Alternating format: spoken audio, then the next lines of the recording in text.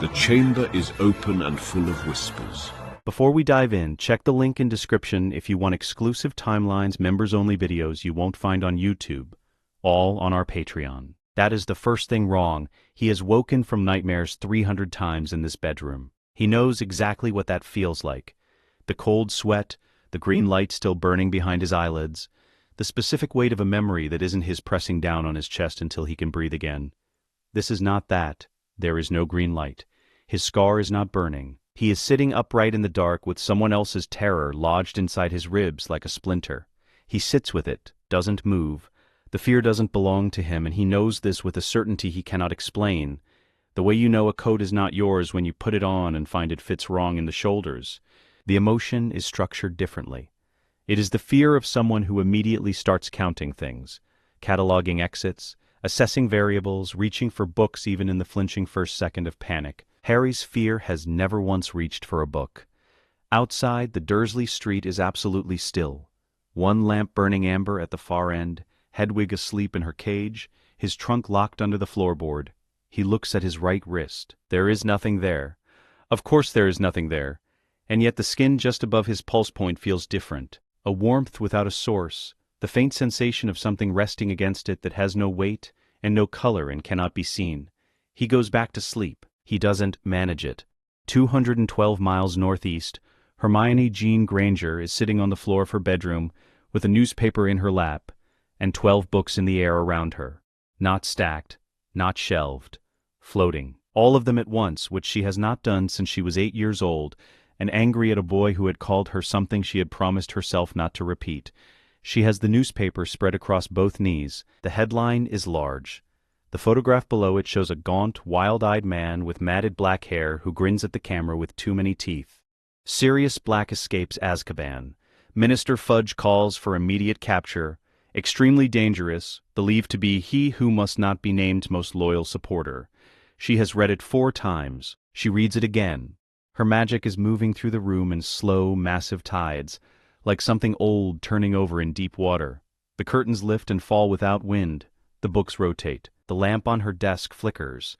Not from a fault in the bulb, but because something in the room is drawing on the current. On the wall above her desk, 3 lines of ink she wrote last Tuesday bleed slightly at the edges, the letters softening and running as if the paper has decided to reject them. She doesn't notice any of it. She is still reading. Sirius Black, last known associate of you-know-who, believed responsible for the deaths of 12 muggles and 1 wizard, he who must not be named most loyal.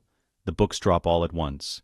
Every one of them. They hit the floor in a cascade of sound that should have woken her parents, and she flinches at the noise and then sits in the sudden quiet, both hands pressed flat against her sternum, breathing carefully through her nose.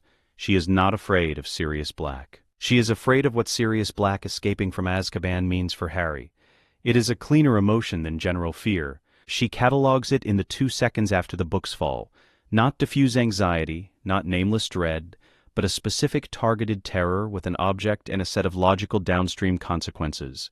She reaches for the nearest fallen book before the echo of its landing has fully died. Her hands are steady. Something in her chest pulls toward the east. She does not notice this either. Harry writes her a letter. He doesn't think about it beforehand. He doesn't plan what to say. He sits at his desk with Hedwig watching him from the cage and the pre-dawn light still gray through the curtains, and he writes, and the strange thing, the thing he will think about for months without being able to explain, is that he knows what she needs to hear before he has decided what he wants to say. Not comfort. She doesn't want comfort. She wants information, and where he doesn't have information, she wants acknowledgement that the information is missing, and the missing of it is being taken seriously. He writes, I know. I woke up at about 3 and felt something. I think it was you reading the paper. Don't tell me that's not possible before you've thought about whether it could be. I'm fine. I'm paying attention. We should talk on the train. He signs it Harry, not Harry Potter, which feels suddenly important. He stares at the letter for a moment. Then he adds a line at the bottom. Don't spend the whole summer afraid. You're better than that, and so is whatever this is. He doesn't know where that last part comes from. He sends it anyway. Hedwig returns in 4 hours. The reply is 2 pages long, dense with Hermione's close handwriting that slants slightly forward when she is thinking faster than her hand wants to move. The first paragraph is about Sirius Black, every publicly available fact about his imprisonment. the specific legal anomaly that no trial was ever conducted, and a preliminary framework of 3 possible explanations for his escape ranked by probability. The second paragraph contains one sentence. How did you know what to say? Harry reads it twice.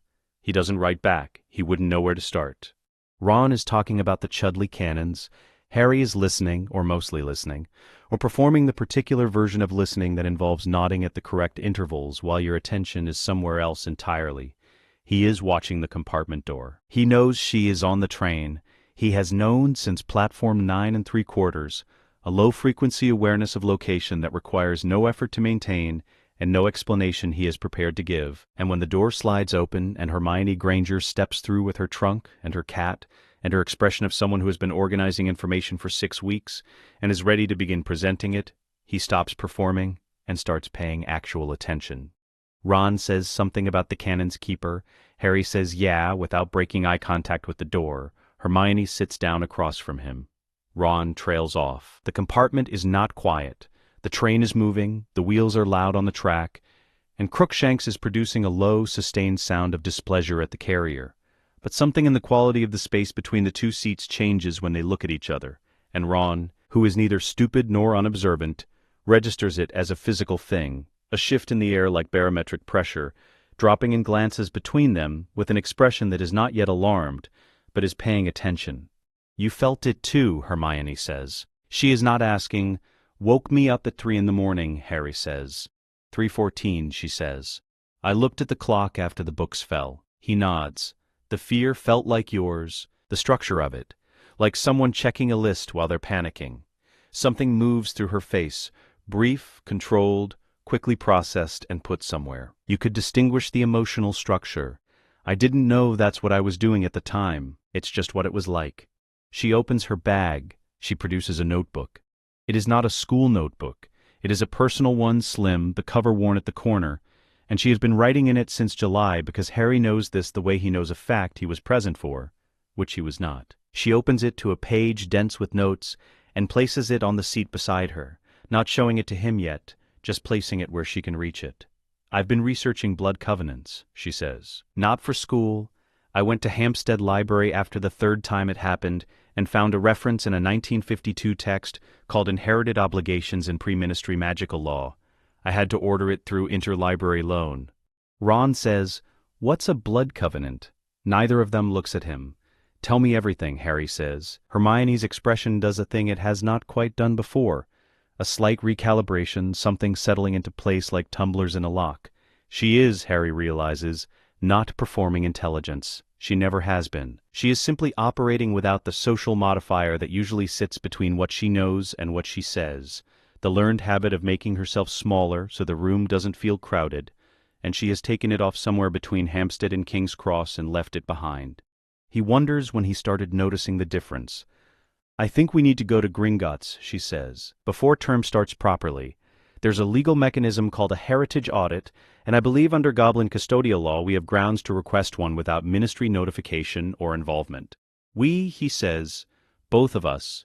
Yes. He has the expression of someone watching a conversation happen in a language they almost speak. This has been going on all summer? Both of you? Since July 31st, Hermione says, which is Harry's birthday, and she looks briefly at Harry when she says it and he looks briefly back, and that is as close as either of them comes, in this moment, to naming the obvious. Okay, Ron says. Okay, what is actually Hermione? Harry says it as though they are the only 2 people in the compartment, not unkindly, just with the particular focus of someone who has realized something he should have said weeks ago and wants to say it correctly before the moment closes. You're the most brilliant person I've ever met. She blinks. Not a social blink, a processing blink. You don't mean that as a compliment, she says. No, he says. I mean it as an assessment. We're about to walk into something very old and very serious, and I'm not going to be able to think my way through it the way you can. That matters. I just wanted to say it like a fact, instead of a nice thing. The Ragnuk Accords of 982, she says. Start there. Ron stares at both of them. His mouth is slightly open. He closes it. He looks out the window at the countryside moving past, and does the particular arithmetic of someone counting the number of ways his year has just changed without his permission. Outside, the sun on the fields is warm and ordinary. The thread between Harry's wrist and the east is still invisible. The train moves north. The letter to Gringotts had taken Hermione 4 drafts. Not because she didn't know what to say. She knew exactly what to say by the end of the first paragraph of Inherited Obligations and Preministry Magical Law, which she had read in its entirety on a Tuesday in August, while her mother called her down for dinner twice and she didn't hear either time. The 4 drafts existed because the letter had to be precise in a specific way, not merely correct, but written in the legal register that Goblin custodial law recognized as a formal instrument. There was a difference. She had found a secondary text that explained the difference. She had rewritten accordingly. Harry had signed the final version without reading it.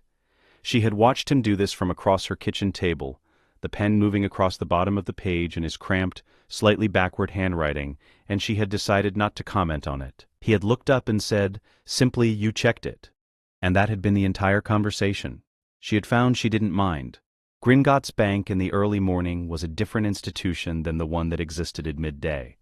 The marble entrance hall was not yet full, the chandeliers overhead dropped cold white light onto the long counters, and the scratch of quills and the precise movements of goblins who had been conducting the world's financial architecture since before the Ministry of Magic existed as a concept, and who conducted it now with the same indifference they had always brought to the enterprise. Nothing about the building suggested it cared whether you were there. Nothing about the building suggested it needed to. They crossed the floor together. Their footsteps were quiet.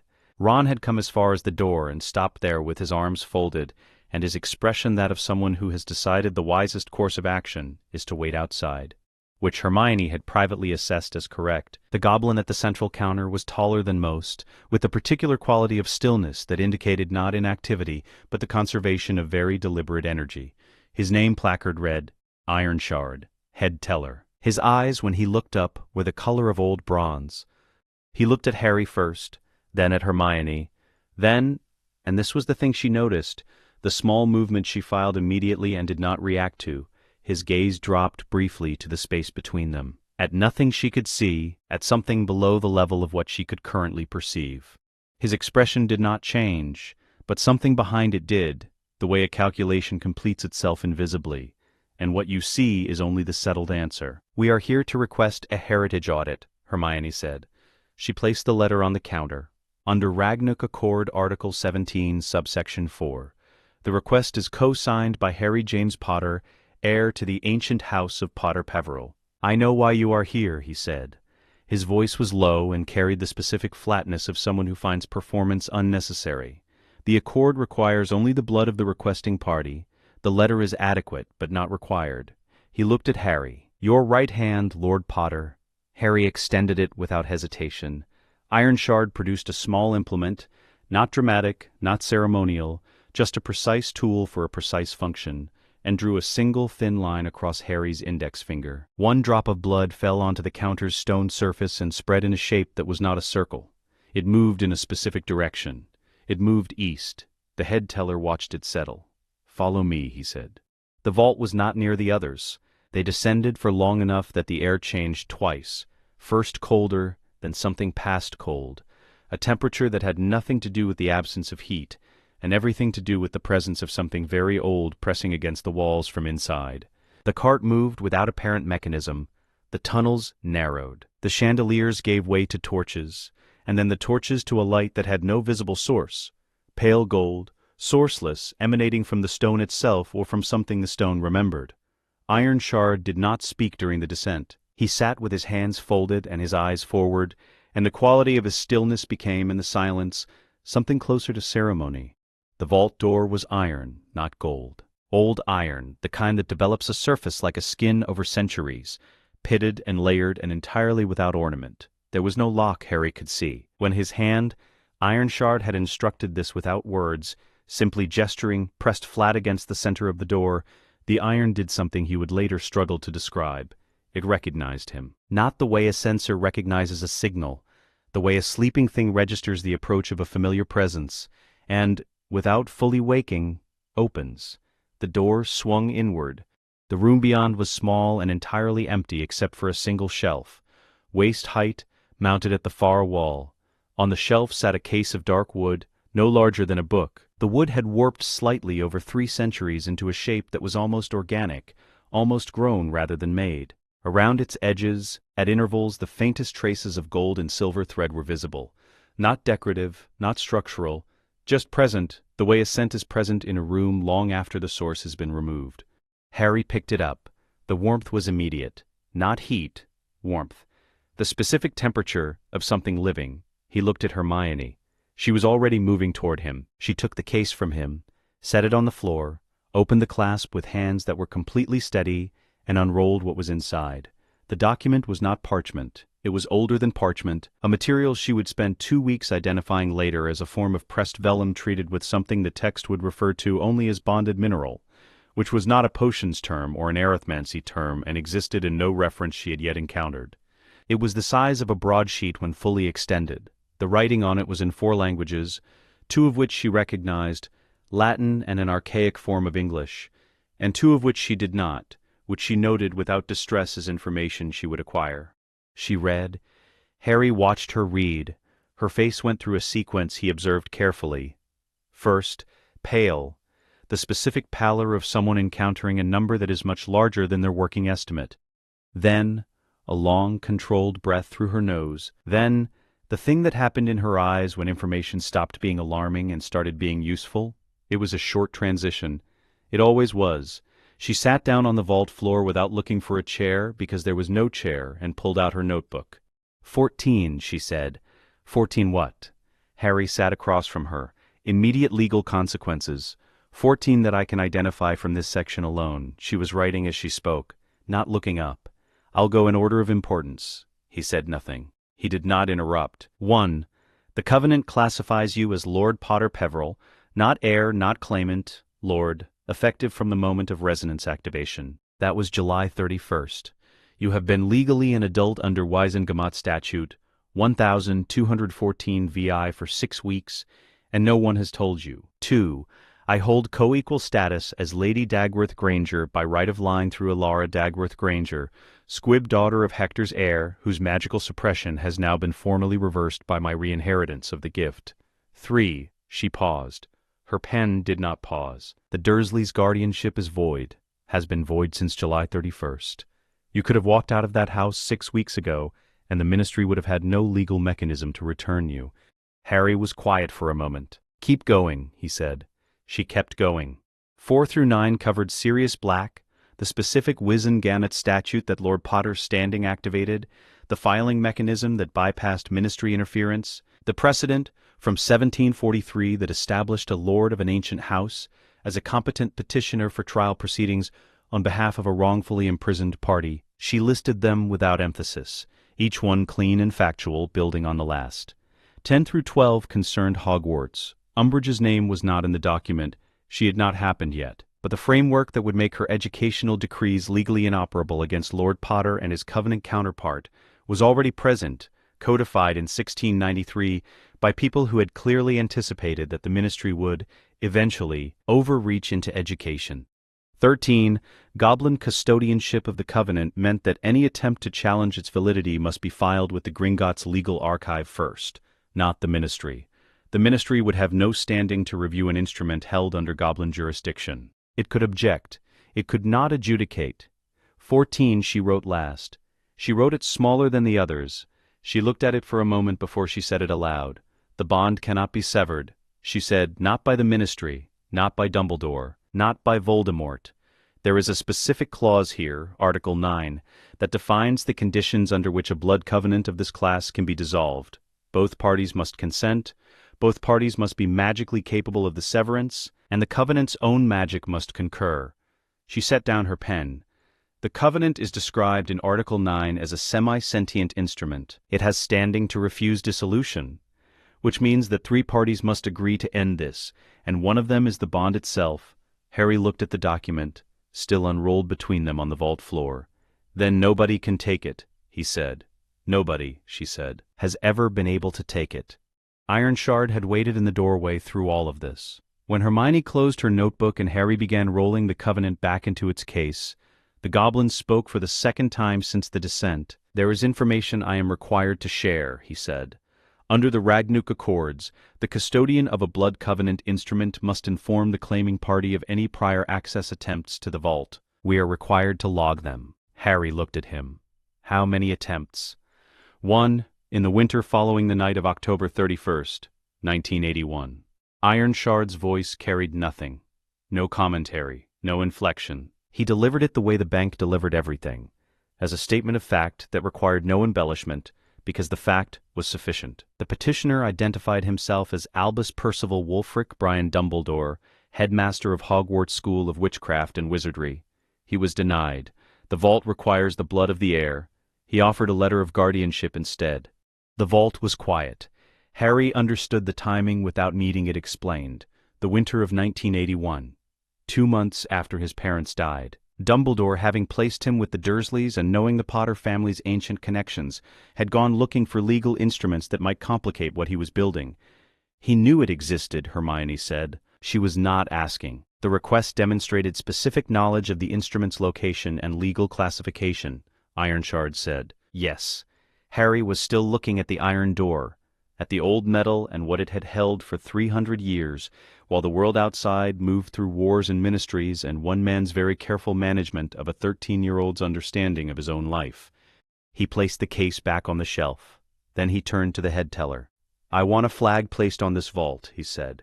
"Every access attempt, regardless of who makes it, reported to me directly, not through Hogwarts, not through the ministry, directly." "That is within your right as the claiming party," Ironshard said.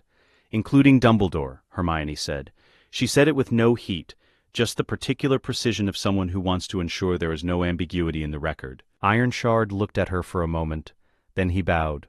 Not a small courtesy bow, not the minimal gesture of professional acknowledgement. He bowed from the waist, the way a motion carries genuine weight when the person making it has decided, for reasons the motion does not explain, that the gesture is merited. Hermione held his gaze through it. She did not smile.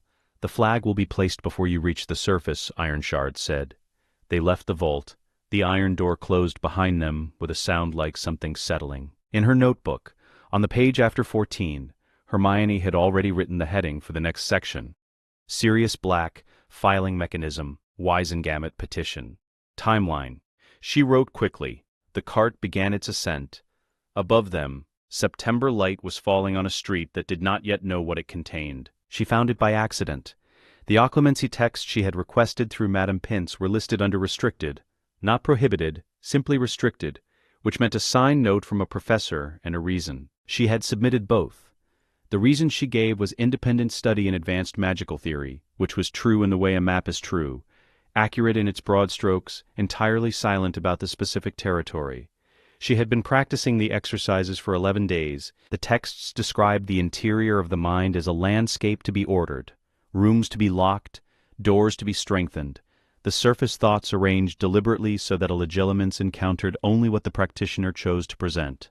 It was, as Hermione understood it, fundamentally an exercise in architecture. She was good at architecture. What the texts did not describe, what she had not found in any reference she consulted, was that a bonded pair already maintained a form of shared mental space that functioned as passive protection against external intrusion. She discovered this on the 11th night, when she reached inward to build a room in her mind and found the architecture already partially complete, warmer than she had generated it, constructed from a different logic than her own. Someone was already there. The mindscape, when they were both there consciously for the first time, was warm in the way that old buildings hold warmth, not from any current source of heat, but from the accumulated memory of warmth. Candlelight, though the candles were not visible, stone walls that suggested age without announcing it. The ceiling was high enough that its upper extent was unclear, which Hermione found she did not mind. The books covered every surface. Her books were organized by subject, then chronology within subject, then by the specific weight she assigned each text based on its citation frequency and subsequent scholarship. This was the only rational system. She had maintained the system since the age of 7 and saw no reason to revisit it. Harry's books, and she registered them with a specific jolt of something that was not quite surprise but adjacent to it, were organized entirely differently, not alphabetically, not chronologically, by proximity to the moment they would be needed. She stood in front of one of his shelves for a moment. "That's not a system," she said. "It works," Harry said. He was examining her shelves with the expression of someone encountering a filing method that is technically functional but personally baffling. It works until you need something and you don't know when you're going to need it, at which point it fails completely. I always know roughly when I'm going to need something. That is not a thing people know. I know it. She turned to look at him. He was pulling a book from the third shelf of hers. Not randomly, she noted, but with the specific reach of someone who had already clocked its location, and turning it over in his hands. It was a secondary text on pre-ministry legal instruments. She had placed it in the third position because it was the third most cited source in the primary text. You put this one here because it's third most important, he said. Yes, I would have put it here because we need it in October. He slid it back onto the shelf, one position to the left of where she'd placed it. She moved it back. He watched her do this with the expression of someone who has decided, strategically, that this particular ground is not worth contesting. And then, she wasn't certain which of them started it first. They were both laughing, not loudly, not the kind of laughter that requires an audience or a performance, the quiet, involuntary kind that happens when something is absurd in a way that is also precisely right. And the laugh is really just the body's acknowledgement that it has registered this. It was the first time the mindscape had heard laughter. The bookshelves expanded slightly outward, as if making room for it. They began working in earnest the following week. Hermione had brought the notebook, not physically because nothing physical existed in the mindscape, but the contents of it, which she had committed to memory not through rote, but through the particular absorption that happened when she cared deeply about a subject. She laid the 14 legal consequences out in the space between the shelves, like a case map. Harry sat on the floor with his back against one of his shelves and read each one as she placed it. Sirius first, he said. She did not disagree. She had already reached the same conclusion, which was not a coincidence. Through the bond, his instinct had arrived at the same destination her analysis had, from opposite directions.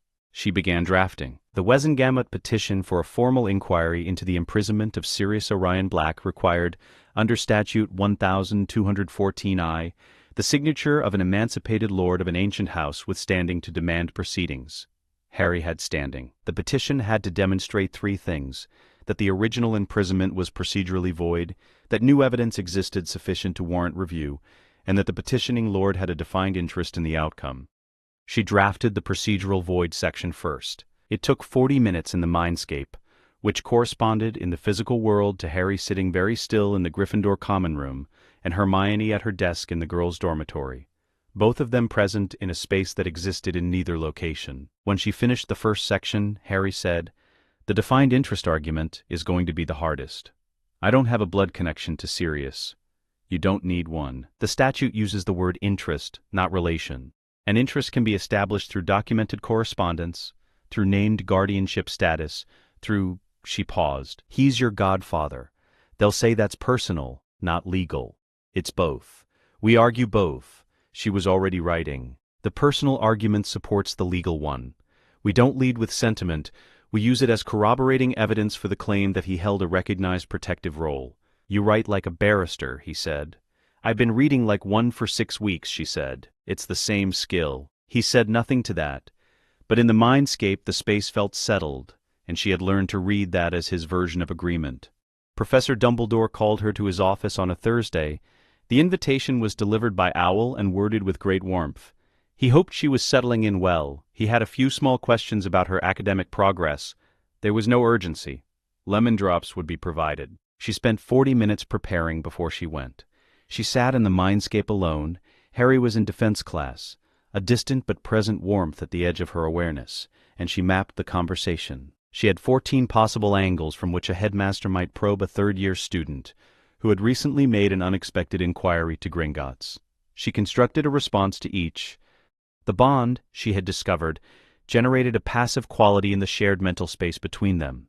Not occlumency in the formal sense, which required years of dedicated practice to achieve proficiency, but something adjacent to it, a natural field that the Covenant produced around its parties. She had been learning to direct this field, to give it shape and specificity, rather than letting it sit formless. This was different from generating occlumency from nothing. She was not creating a shield. She was learning to aim one that was already there. The key was surface. Give him the surface he is looking for. Let the substance remain below it. She arrived at his office at 4 o'clock. The room was exactly what it had always been, circular, warm, full of the soft mechanical sounds of silver instruments doing things she had not yet catalogued.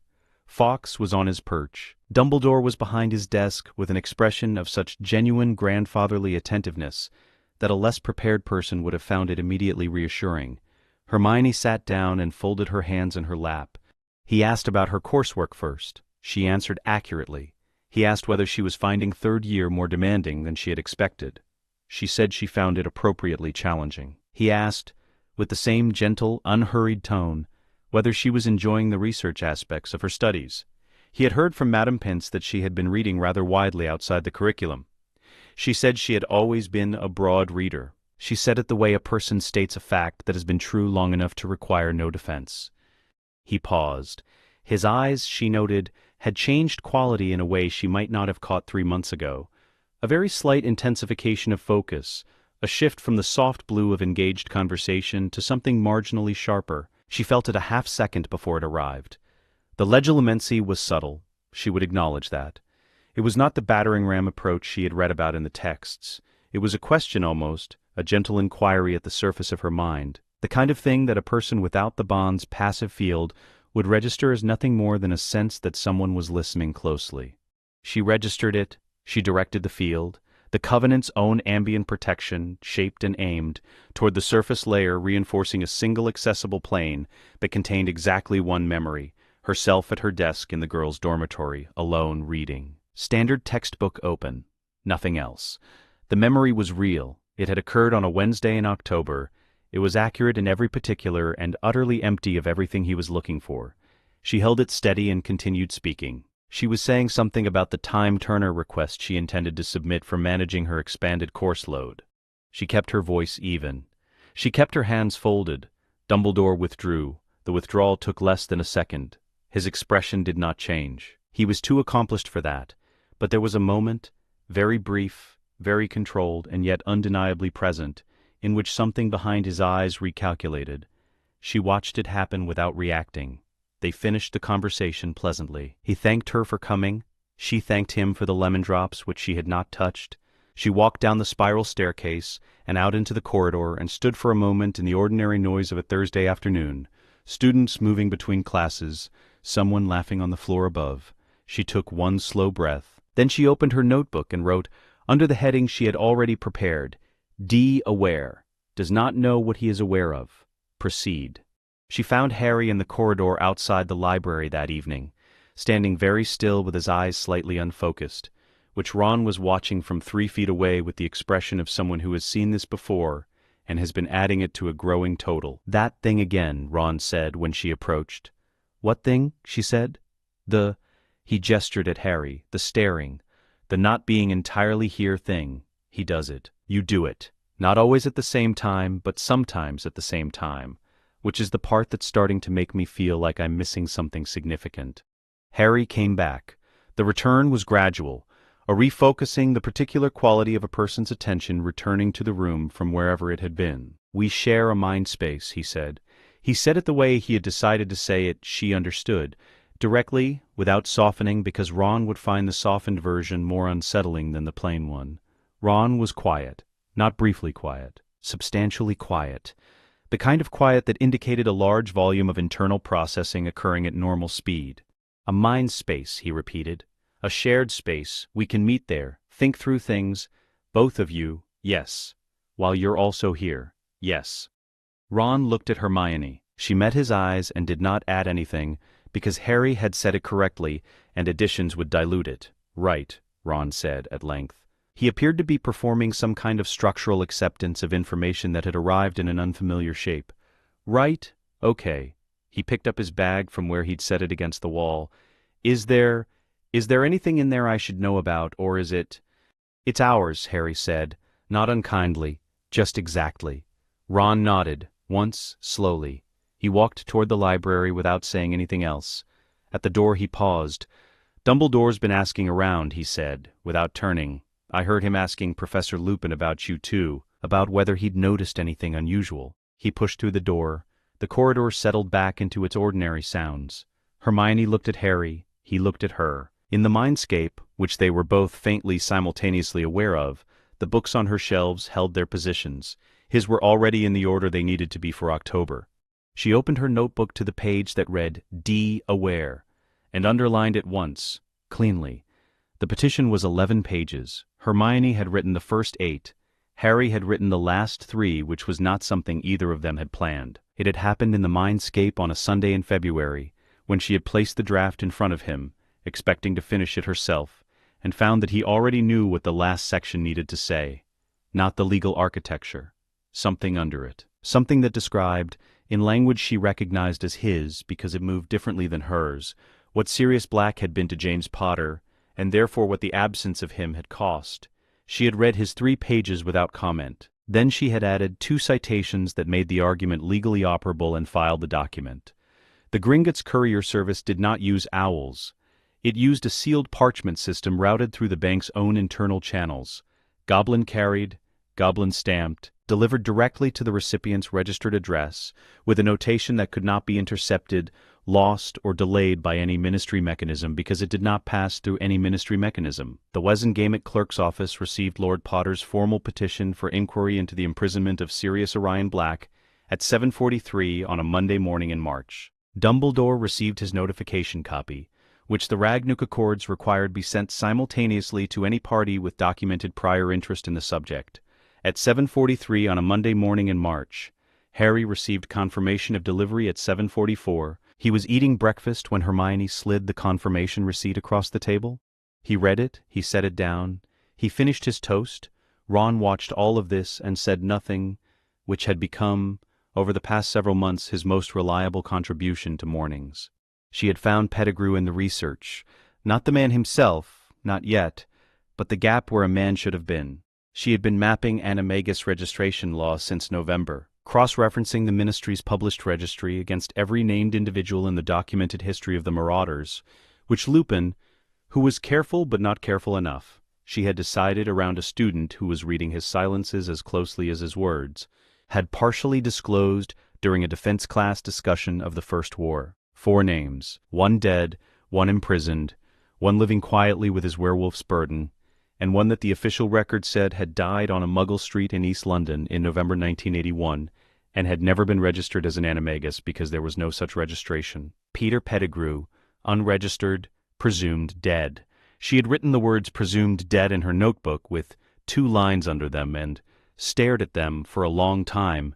A week later she had found the registration record for a rat named Scabbers that had been in the Weasley family for 12 years, which was 9 years longer than the expected lifespan of a common rat, and she had set down her pen and sat very still in the library until the thought completed itself. She had told Harry that night in the mindscape. He had listened without moving. Then he had said, "I know." They had not discussed what it meant for Ron to have been sleeping in a dormitory with his family's betrayer for 2 years, because neither of them had language adequate to that particular fact, and so they had set it aside and continued building the case. Hermione had been tracking Scabbers for 3 days when the convergence happened. She had noticed, through the bond's extended peripheral awareness, the specific distress signature of a small animal attempting multiple escapes. Not hunger, not discomfort, but the particular frenetic energy of something that has understood it is running out of time. Scabbers had been trying to leave Ron's possession since Tuesday. Ron, attributing it to Crookshanks, had been holding the rat with increasing vigilance. Sirius arrived at the castle grounds on a Wednesday evening in dog form, which Hermione had also tracked. The bond's sensitivity to magical creatures had sharpened since October, and a registered animagus moving through Hogwarts grounds produced a signature distinct from either an ordinary dog or a wild animal. She had identified it the moment it crossed the perimeter. She had gone to Harry immediately. "Sirius is here," she said. "He's following Scabbers." "Ron is following Scabbers. If we don't intercept them, they'll converge at the Homping Willow in approximately 20 minutes without any of the information they need to survive the next hour." They ran. The shrieking shack smelled of old wood and longer old grief, the accumulated particular misery of a building that had been constructed for suffering and had never been asked to hold anything else. They found Sirius in the upper room, in human form now, and Lupin arriving moments later through the passage, and Ron standing in the doorway with Scabbers gripped in both hands, with the focused desperation of someone who had just watched their childhood pet attempt 4 separate escapes in 90 seconds. Sirius looked at Harry. Harry looked at him. There was a moment between them that Hermione observed and did not enter. It lasted, perhaps, 4 seconds. It was not a reunion, exactly, because they had not known each other. Harry had no memory of being held at a year old, and Sirius had not seen him since. It was something adjacent to reunion, recognition without a prior meeting, two people acknowledging a debt that the years between them had accumulated without their consent. "You're James's," Sirius said. His voice was not what it should have been yet. It would get there. "You're absolutely James's, except for the eyes," Harry said. "I know, my mother's." Remus Lupin stood in the doorway. He had gone quite still in a way that was different from Sirius's stillness. Sirius was still from the particular control of a man managing a great deal of concurrent feeling with insufficient infrastructure. "You already knew," Lupin said, not to Sirius, to Hermione. "For approximately 4 months," she said, "about Peter. About Peter." When he opened them, his expression had done the thing that grief does when it passes through shock and arrives on the other side, at something that has been waiting for a long time to be confirmed. "Where is he asked. "Ron has him," Harry said. Ron had not been told in advance. This was the only part of the plan Hermione had genuine reservations about, and she had documented those reservations in the mindscape before proceeding, because she believed in recording her doubts with the same rigor she applied to her conclusions. The argument for not telling him was purely operational. Ron's face did not conceal things, and Pettigrew, if he had spent 12 years hiding in plain sight, would recognize a warning in the set of someone's jaw. He had to be caught not knowing he was being watched. She had told Harry this, and Harry had sat with it for 3 days before he said, "He'll understand when it's over." And then, "He won't like that he will understand, but he will." This had turned out to be accurate. Ron handed the rat over without speaking. Lupin performed the reversal charm. It was not a composite cast. It didn't need to be. The magic of restoration required precision, not power, and Lupin's precision was considerable. Pettigrew came back into himself in stages, the way a body recalls a shape it has been avoiding, and the process was unpleasant to watch. He landed on the floor in a heap and looked up at the ring of faces above him, and immediately began to produce the particular variety of speech that was composed entirely of appeals and explanations, and the structural assumption that the correct level of desperation would eventually locate a sympathetic ear. Hermione had prepared for this. She and Harry stood together. She initiated and he completed. This was the pattern they had established in the mindscape over 6 weeks of careful composite practice. Not dramatic, but exact. One consciousness with 2 bodies and 2 wands, and what emerged between them was golden and old, and entirely without the color spectrum of any classified incantation. It settled over Pettigrew the way temperature settles over a room when something changes. Not a visible force, but a condition, a state. Pettigrew stopped speaking mid-sentence. Not silenced, he could speak. He simply could not, within the field of the truth-binding, make his mouth produce a statement that his body knew to be false. The distinction was important. Hermione had noted it in the research. It was not compulsion, it was consequence. He could try to lie. He would find it physically obstructed. "Your full name," Harry said. "Peter Pettigrew." The name came out of him like something extracted. "Were you secret keeper for the Potter family in October 1981? A long, writhing pause. Then, "Yes." "Did Sirius Black betray them to Voldemort?" The pause this time was shorter. Pettigrew's body had already done the calculation. "No." "Did you?" The word that followed was the smallest he had ever produced. It was incontestably true. It cost him something structural to say it, and he said it anyway because the binding gave him no alternative. "Yes." Sirius Black, standing in the doorway behind them, made no sound at all. The Wizengamot inquiry, with a truth-binding testimony filed through Gringotts legal archive, took 3 weeks rather than the standard 3 months. The archive copy could not be suppressed or contested. It had been produced under composite covenant authority, which predated the Ministry's own evidentiary standards by 6 centuries. Dumbledore, who had arrived at the Shrieking Shack that evening and surveyed the situation with an expression Hermione catalogued as resigned recognition, submitted no counter-argument. There was no counter-argument available. Pettigrew was arrested and placed in Ministry holding facilities to await his own trial. Sirius Orion Black was exonerated on a Wednesday in April. He sat in the Wizengamot chamber for the reading of the decision, and did not show anything on his face, which meant he was showing everything. Harry was in the gallery. They did not look at each other during the reading. They didn't need to. Cornelius Fudge had arrived at the Shrieking Shack 3 hours after the testimony was taken, accompanied by 2 Aurors, and the specific kind of ministerial urgency that indicated a situation being actively managed before it became unmanageable. He found a bound Pettigrew. A freed Sirius Black under Lupin's calm supervision, Harry Potter sitting on the stairs with his arms folded, and Hermione Granger standing in the lower room with a notebook, who looked up when Fudge entered and said pleasantly, "The testimony has been filed with Gringotts Legal Archive and transmitted to Wisengamot members Marchbanks, Bones, and Ogden. Copies are also held by Lord Potter's Covenant record. I mention this in the interest of transparency." Fudge looked at the Aurors. The Aurors looked at the walls. Fudge turned back to Hermione. He was a small man who had grown accustomed to situations that were smaller than him, and he was encountering, in the person of a 13-year-old girl with a notebook, a situation that was not. The adjustment was visible in the specific way he straightened his lime-green bowler, not with authority, but with the reflex of a man reaching for something familiar because the unfamiliar has become very large, very quickly.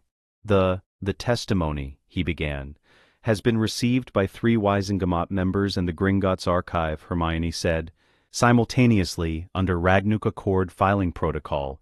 If you have questions about the legal mechanism, I can recommend several texts, but the short version is that there is no procedure by which the evidence can now be suppressed, altered, or rendered inaccessible. It exists, it is witnessed, it will be present at the inquiry. She closed her notebook. Minister, the corridor smelled of old wood and the specific staleness of a building that had been sealed for years. The 2 Aurors had nothing to do with their hands. From somewhere above them came the sound of Sirius Black breathing. Just breathing, the ordinary involuntary act of a man who was, for the first time in 12 years, doing it freely. Fudge left without managing a full sentence. He had not been in control of the situation. He had walked into it already decided. The goblet of fire produced Harry's name first. The parchment cleared the blue-white flame in the standard way, crisped at the edges, the name burned into it in the same block lettering that had announced Cedric Diggory for Hogwarts, Fleur Delacour for Beauxbatons, Victor Crumb for Durmstrang. The great hall noise collapsed inward. People stood. Someone at the Gryffindor table started a sound that wasn't quite a cheer because the circumstances weren't quite right for one. A 14-year-old, an age line, a binding magical contract nobody had asked him to sign. Professor Dumbledore was already moving toward the goblet. He did not take the parchment. He did not need to. He had read Harry's name, and what came next happened before he had completed the movement toward the front of the room, before the hall had fully processed the first announcement, before the sound could reconstitute itself into anything coherent. The goblet flared again, not blue-white this time. For 2 seconds, Hermione counted them seated at the Gryffindor table with her hands flat on the wood in front of her, already very still. The flame ran through a color that had no standard classification. Gold and silver, simultaneously. Ancient light in a room full of candles that had no business looking old. The second parchment cleared the flame. The hall was absolutely quiet. Dumbledore took this parchment too. He read it.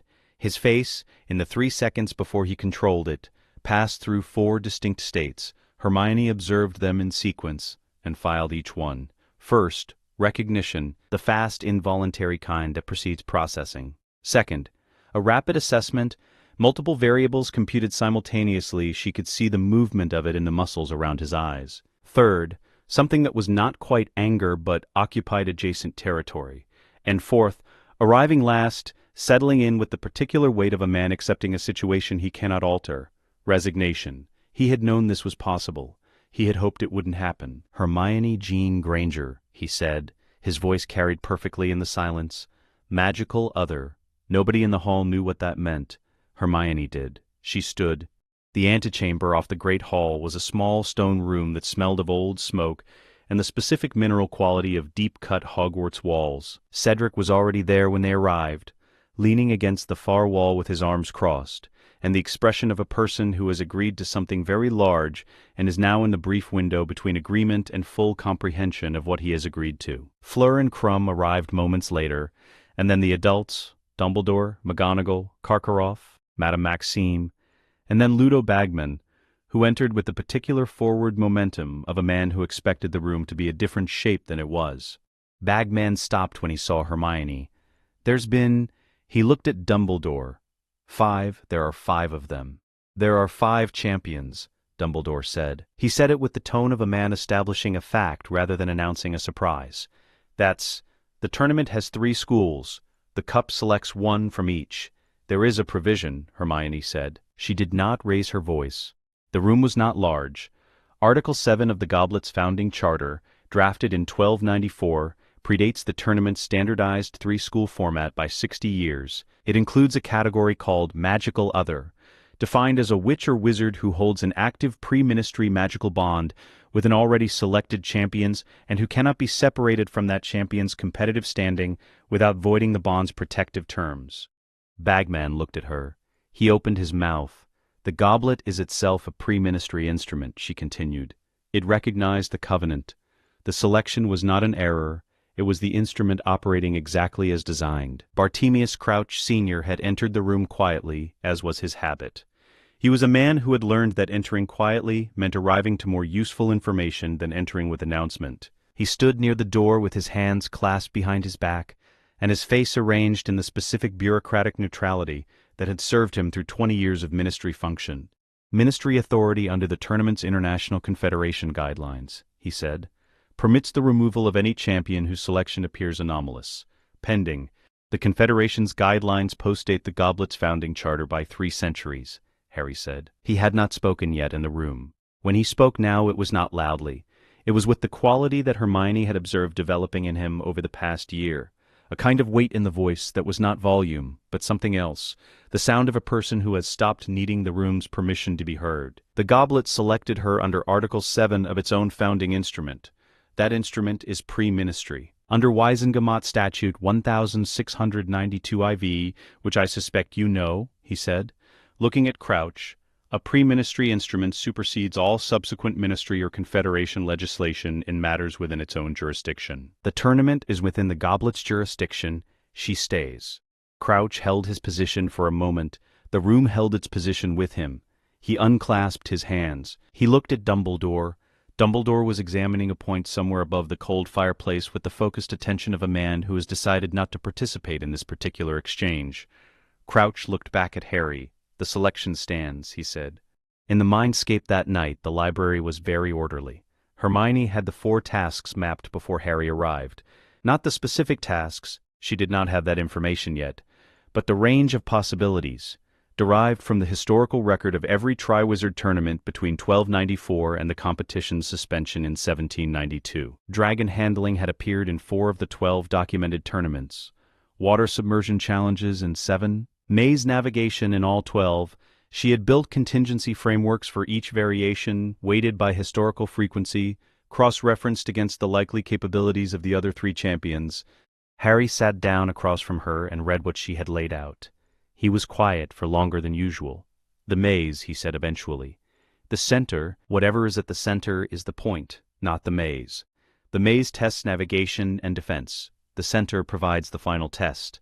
In every tournament, in 11 of 12 documented cases. What was the exception? 1492. The final task was a duel against a conjured opponent drawn from the champion's own memory. Harry was still for a moment. We need to train in opposition, not obstacle. Opponent. She wrote it down. This was the first refinement. The second came 40 minutes later, when she had finished walking him through the water submersion framework.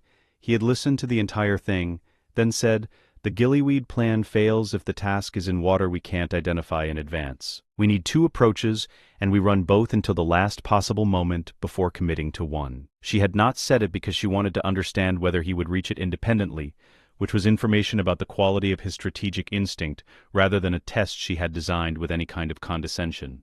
He reached it in 40 minutes. She noted this. "Complete," she said. He looked at her. "The contingency," she said. "It's complete with your modification. I was running it single track. You don't usually do that. I was moving fast. You slowed it down correctly." He said nothing. In the mindscape, the bookshelves sat in their respective arrangements, hers by subject, his by necessity, and the candlelight held steady, and the library existed in the quiet way it always did when they were working rather than in crisis. "Crumb watched you all through dinner," Harry said. "It was informational rather than anything else.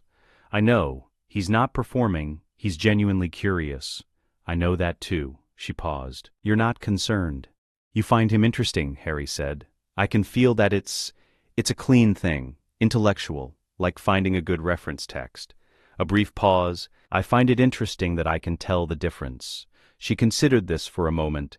The bond distinguishes quality of interest. Apparently, That's worth documenting. Everything is worth documenting to you. Most things, she said. Yes.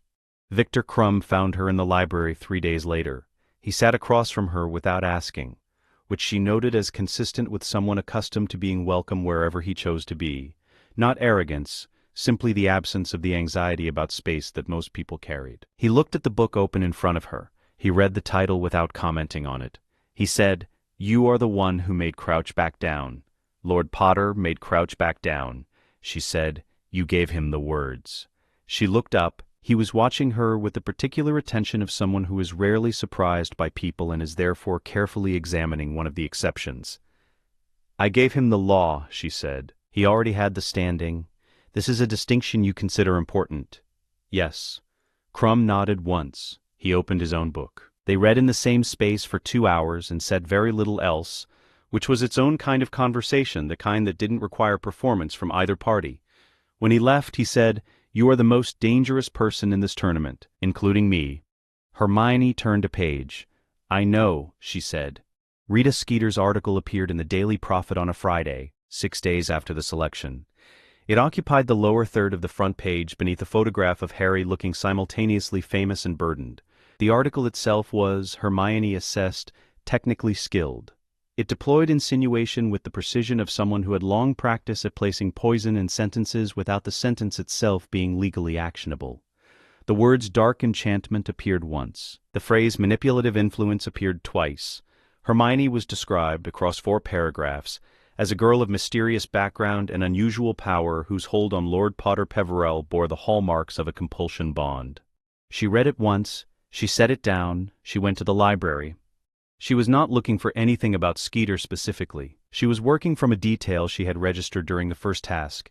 In the champion's holding area before they entered the arena, a beetle with an unusually regular marking pattern on its wing casings had settled briefly on her arm. The bond's ambient field had tagged the contact, the magical signature of a registered animagus form, the specific resonance of suppressed human consciousness inside an animal shape. She had noted it and filed it and known precisely where to look. The animagus registration records were public ministry documents. Cross-referencing them against the gap she had already identified, a journalist with inexplicable access to private conversations, present in locations that should have excluded press, took her 47 hours of library research. It was not difficult work, only painstaking. The pattern was exact. She filed the evidence package with the Gringotts Legal Archive on a Sunday evening. Pre-ministry covenant authority meant the filing was dated, witnessed, and irrevocable. On Monday morning, she sent one line to Rita Skeeter's professional address at the Prophet.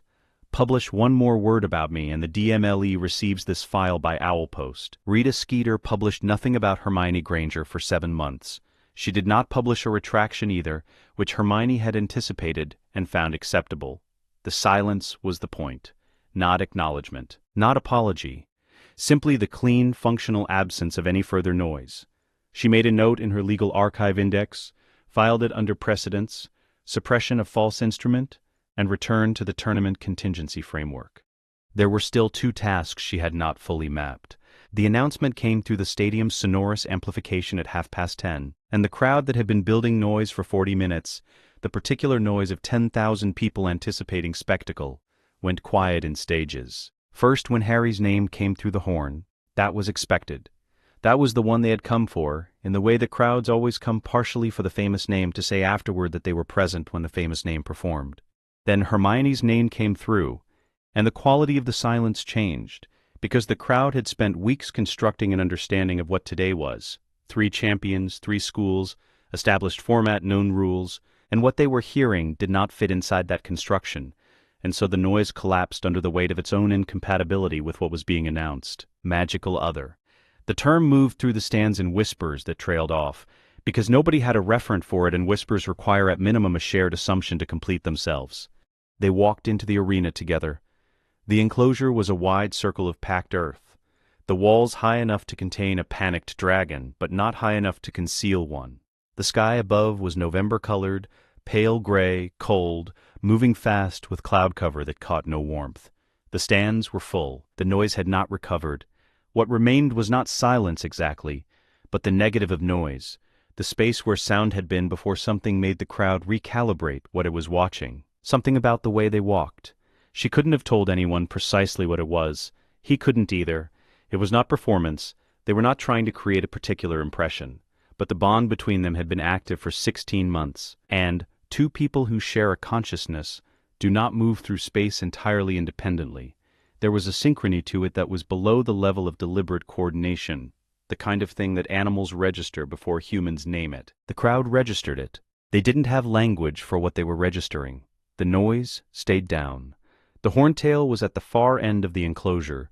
She was a Hungarian horntail, which was the designation the trainers used, which was a human category applied to something that considerably predated humans' capacity to categorize anything. She was 40 feet from nose to tail tip and covered in scales the color of dried blood, and she had been brought here under constraint, harness-bound, magically sedated to the minimum functional level, angry in the specific way that creatures of ancient lineage are angry when the terms of their existence have been altered without consultation. She saw them. She raised her head. She did not make the sound the crowd expected. She was quiet. They stopped 12 feet from each other, Harry and Hermione on one side, the horntail on the other, and in the stands 10,000 people held the collective breath of a crowd that has suddenly understood it is watching something for which it has no established response. Hermione initiated. It came from her left hand, not her wand hand, because the composite cast was not a wand spell and had never been. It was a frequency, a resonance produced at the point where two magical consciousnesses with a 17-month-old bond between them touched the same intention simultaneously, from opposite directions. Harry completed it from his right, the anchor, the will, the direction she had given it arriving at the destination he provided. What came between their hands was gold and silver. Not a beam, not a bolt, not anything the crowd had a word for. A field, perhaps if fields could be described as having weight and temperature, and the specific quality of something very old recognizing a medium through which it could move. It crossed the 12 feet of packed arena earth and reached the horntail without drama, without impact. Not a collision, a contact. The dragon went still, not tranquilized. Her eyes were open and fully conscious. Not restrained, the harness had not been touched. She went still the way something goes still when it encounters a frequency it cannot place, and must, for the duration of its confusion, suspend its current activity to assess. She processed this for 3 seconds, then she sat down, not with any dignity particularly, and not with any of the movements of a controlled landing. She simply folded, the way something very large folds when the imperative to stand has been suspended, her haunches dropping first, and then her forelimbs, and then her head coming down to rest on the packed earth with a sound like a stone settling. The tail moved once, slowly. Then it stopped. The golden egg sat in the nest 8 feet behind her. Neither of them moved toward it immediately. Harry walked to the nest. He picked up the egg. He walked back. The entire arena was silent. The silence that followed was not the silence of stunned reaction, which has a specific quality, brief, breathless, already beginning to dissolve into noise as the crowd finds its footing. This silence was different. It was the silence of 10,000 people who had witnessed something they could not categorize and were therefore not yet certain how to respond. Nobody cheered. The horntail was still breathing. Her eyes tracked Harry as he crossed the arena with the egg, but she did not rise. She remained on the earth with the composure of something that had been shown a reason to wait, and was waiting. In the stands the judges conferred, not in the usual way, not the quick discussion of people who have seen the thing and are agreeing on a number. They conferred for 4 minutes, which was 2 minutes longer than any scoring consultation in the tournament's modern history. Whatever they were saying, none of it was audible. Whatever they were deciding, they reached it slowly and without enthusiasm, which was not the reaction of people scoring a performance. It was the reaction of people recognizing that a category exists which their scoring rubric was not designed to accommodate, and making a decision about how to handle that anyway. All 10 scored at maximum. Simultaneously. Nobody explained the methodology. In the third row of the central stand, the man wearing Alastor Moody's face and carrying Alastor Moody's magical eye had stopped moving approximately 30 seconds into the composite cast. The eye tracked differently than it should have. The real Moody's magical eye was attuned to dark magic, to concealment, to curse signatures, to the specific register of harmful intent. Bartemius Crouch Jr. had been wearing it for 3 months and had learned its parameters reasonably well. What the eye showed him now was not dark magic. It showed him a resonance signature that he had read about in a single text, a restricted document in the Dark Lord's own library, written in 1693 by a Covenant scholar whose work the Dark Lord had acquired and studied and considered purely theoretical. Bonded pairs, pre-ministry instruments, the specific frequency produced by two magical consciousnesses operating as a unified casting mechanism. Not two wands, not two spells, one intention. He had been sent here to ensure Harry Potter entered the tournament and could be extracted at its conclusion. The plan was specific. It required a single champion at the center of the final task, and a port key, and a graveyard, and a ritual that the Dark Lord had been building toward for 11 months. The plan had assumed a single champion. He reached into his robes. The communication instrument he carried was not a standard ministry tool. It was older and considerably less detectable. He pressed his thumb to it and began composing his report. My lord, a development requiring immediate attention. The resonant signature of a bonded pair. Pre-ministry class, the girl is not incidental to his entry. She is constitutive of it. They cast composite. A live bond. The original extraction plan requires revision. Additionally, Pettigrew's release from ministry holding will need to be accelerated. Father can arrange the transfer before the Azkaban sentence is carried out. We will need him for the ritual. Awaiting your instruction. He pressed his thumb again. The message moved. He sat in the third row and watched the horntail breathe slowly on the packed arena earth and revised inside the architecture of the Dark Lord's plan every assumption that rested on a single point of failure. There were more than he had initially counted. Dumbledore found them in the champion's tent. His expression, when he entered, was one Hermione had not seen from him before, or rather she had seen its components separately but not assembled in this configuration. There was the resignation she had catalogued at the selection. There was something underneath it that she identified, after 2 seconds of consideration, as the specific frustration of a man whose concern for another person's safety is genuine, and whose ability to act on that concern has been systematically removed. He had something to say. She could see the shape of it forming in the way he breathed before speaking. She produced the document before he began. It was 4 pages, folded once, bearing the Gringotts seal at the base. She held it out. A formal notice, she said. Lord Potter will be addressing the Wizengamot at the next available session regarding the tournament's binding contract and the legal precedent established by the Goblet's recognition of magical other status. The notice has already been filed with the clerk's office and the Gringotts archive. It is a matter of record. Dumbledore looked at the document. He looked at it for long enough that the silence in the tent became its own kind of statement. Cedric had already left. Fleur and Crumb were on the far side of the space, speaking quietly in their respective languages. Nobody was close enough to observe. He took the document. He did not open it. He already knew what was in it, or could deduce it, which for Dumbledore functioned as the same thing. The blue eyes behind the half-moon spectacles moved to Harry, then to Hermione, then to a point between them that she had learned to recognize as the place he looked when he was assessing the bond, rather than either of them individually. He said nothing. He folded the document once more, carefully, along its existing crease. He put it in his robes. He left the tent. Harry watched him go.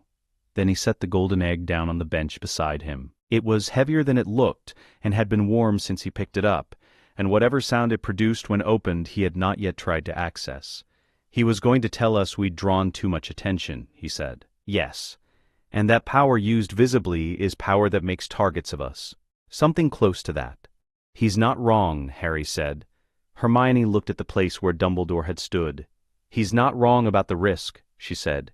He's wrong about the conclusion. The alternative to drawing attention was to perform the task as individuals and suppress the bond's composite expression for the sake of appearing ordinary. We would have passed. We would have been safe from observation. She picked up her quill. And in the process we would have given the bond's self-suppression a precedent. Ancient magic notices when you tell it to be smaller than it is. I was not willing to establish that habit. Harry looked at her. That's why, he said. Not a question. That's part of why. She opened her notebook. The other part is that the Horntail was distressed. She had been transported under constraint across 2 countries in 4 days. What we used on her was not coercion. It was recognition. She wrote for a moment. She sat down, he said.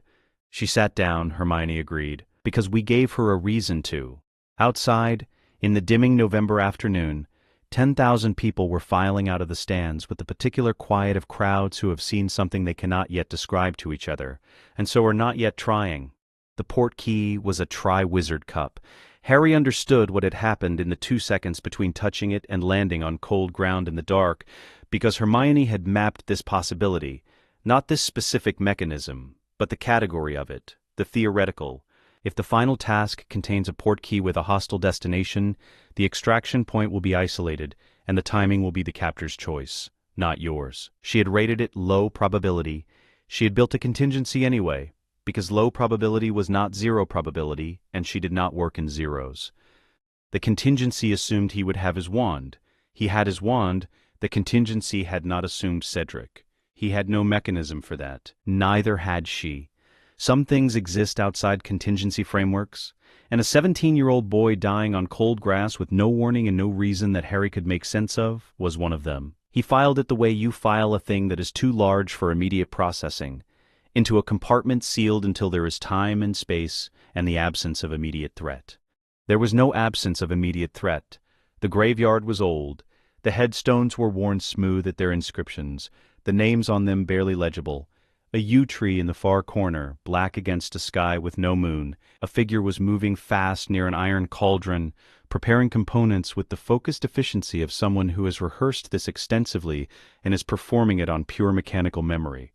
Not Pettigrew.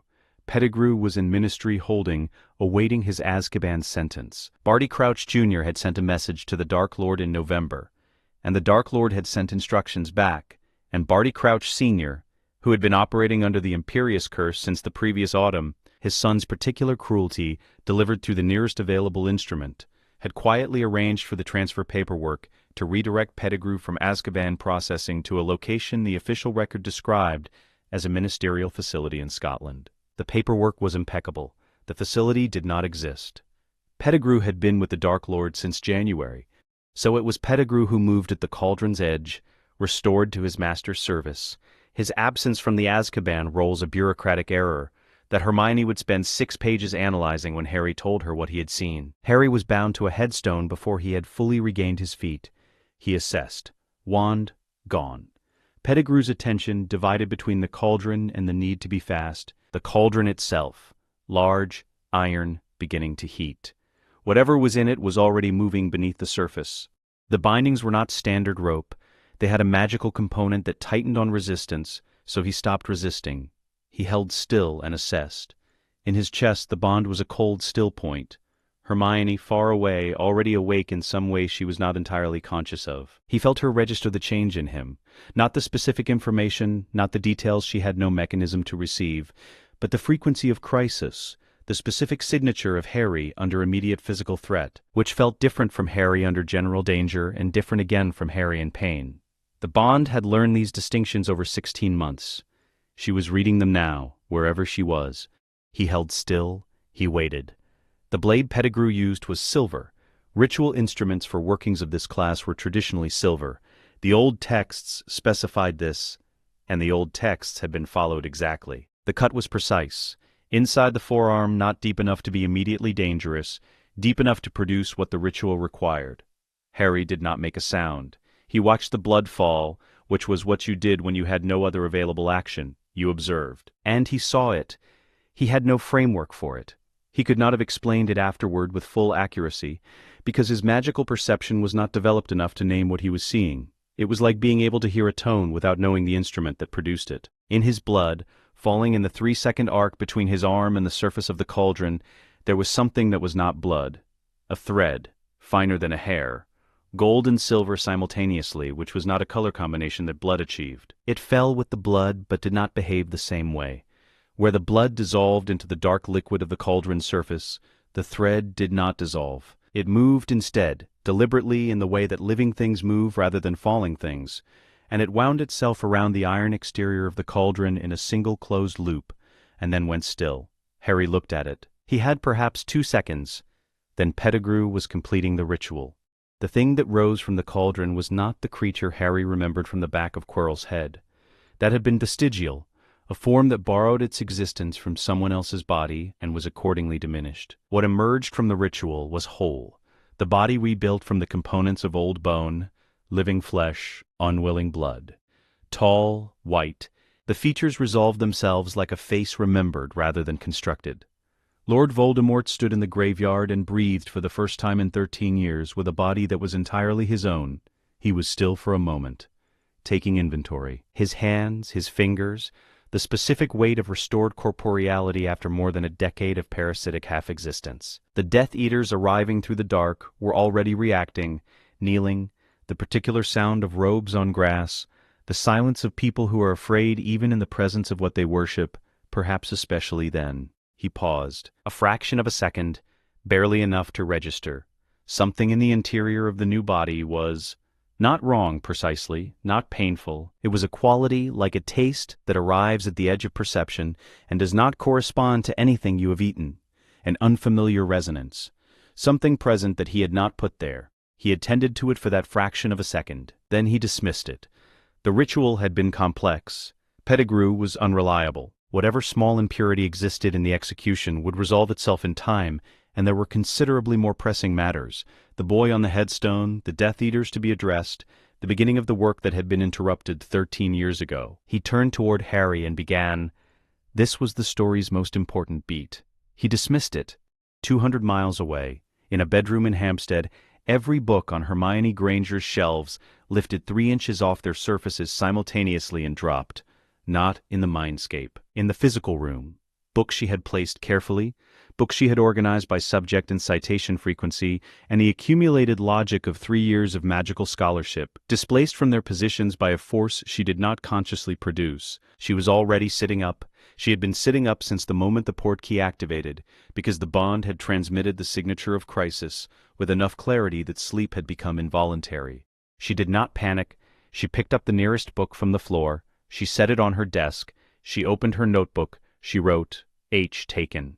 Portkey destination unknown. Bond active and stable. He is not incapacitated. Wand status unknown. Threat level high. He is being held rather than immediately harmed. A pause. Ritual preparation. The binding contract for the tournament required his participation. Someone has been building toward this. Pettigrew's extraction from ministry custody, Crouch Sr., under Imperius as suspected. The ritual is proceeding. She wrote for the next 20 minutes without stopping. Not everything she wrote was certain. She marked uncertainties with a small bracket and a question mark and moved past them, because certainty was not the prerequisite for building a model. A model required only the available data and a willingness to hold provisional conclusions at arm's length until they were confirmed or disproved. When she felt Harry escape, felt was not precisely the right word, but there was no right word for what the bond transmitted at that distance during a crisis. It came through as a release of pressure, not safety, not yet, but the removal of a specific imminent weight. He was moving. He had the initiative. She turned to a clean page. She wrote at the top, Soul Ward Activation Hypothesis. By the time Harry crossed back into British soil, she had 6 pages. He told her everything the following morning in the Mindscape, which was the first private space available to them.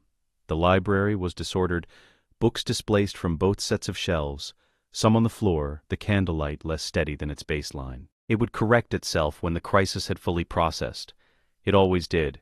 He described the thread in his blood in careful detail, the way she had taught him to describe magical observations, what it looked like, how it moved, what it did. She listened without interrupting. When he finished, she had already written 3 more pages to add to her 6. You were right that it wound around the cauldron, she said. I think it continued past the cauldron, into him, into the ritual's output, which is him, yes. Harry sat against one of his bookshelves. What does that mean? The Soul Ward, she said. I've been mapping its behavior. Every documented account I can find of a Blood Covenant's defensive mechanism describes the same mechanism. It doesn't prevent hostile contact with the bond's parties. It tags hostile contact, it marks what enters and attaches a resonance signature to it that the entering element then carries back out. So when my blood went into the ritual, the ward's signature went with it, into the cauldron, into the body it produced. She set down her pen. He has a piece of our bond's resonance inside him now, a frequency his fragmented soul has no mechanism to process, because his soul is built on division and the covenant is built on the opposite. It won't kill him immediately, it won't feel immediately wrong to him, but it is there, and it will worsen, and he does not know what he's carrying. He paused, Harry said. When he rose, just for a second, like something was slightly off. And he dismissed it. Yes, Hermione looked at her notebook, the 6 pages and the additional 3 and whatever she had been building in the hours since the graveyard. Good, she said. The word was not cruel.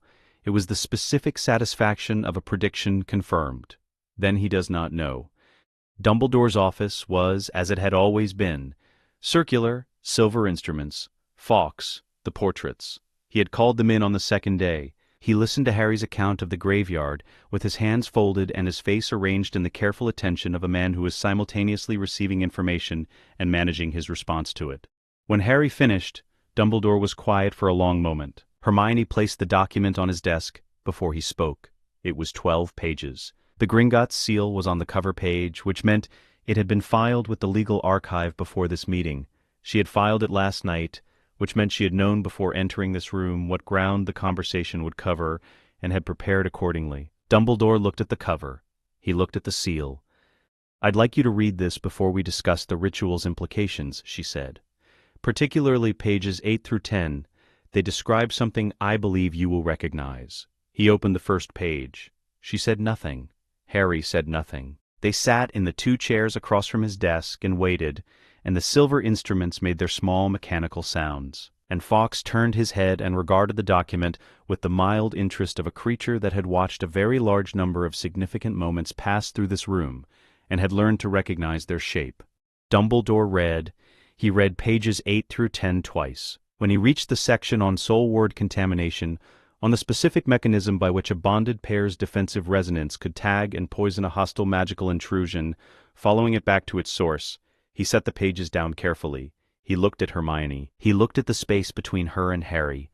He said very quietly, "There is something else you should know, something I have been not yet ready to tell you." He paused, the soul fragment in Harry's scar. "I had hoped you might not reach this conclusion independently.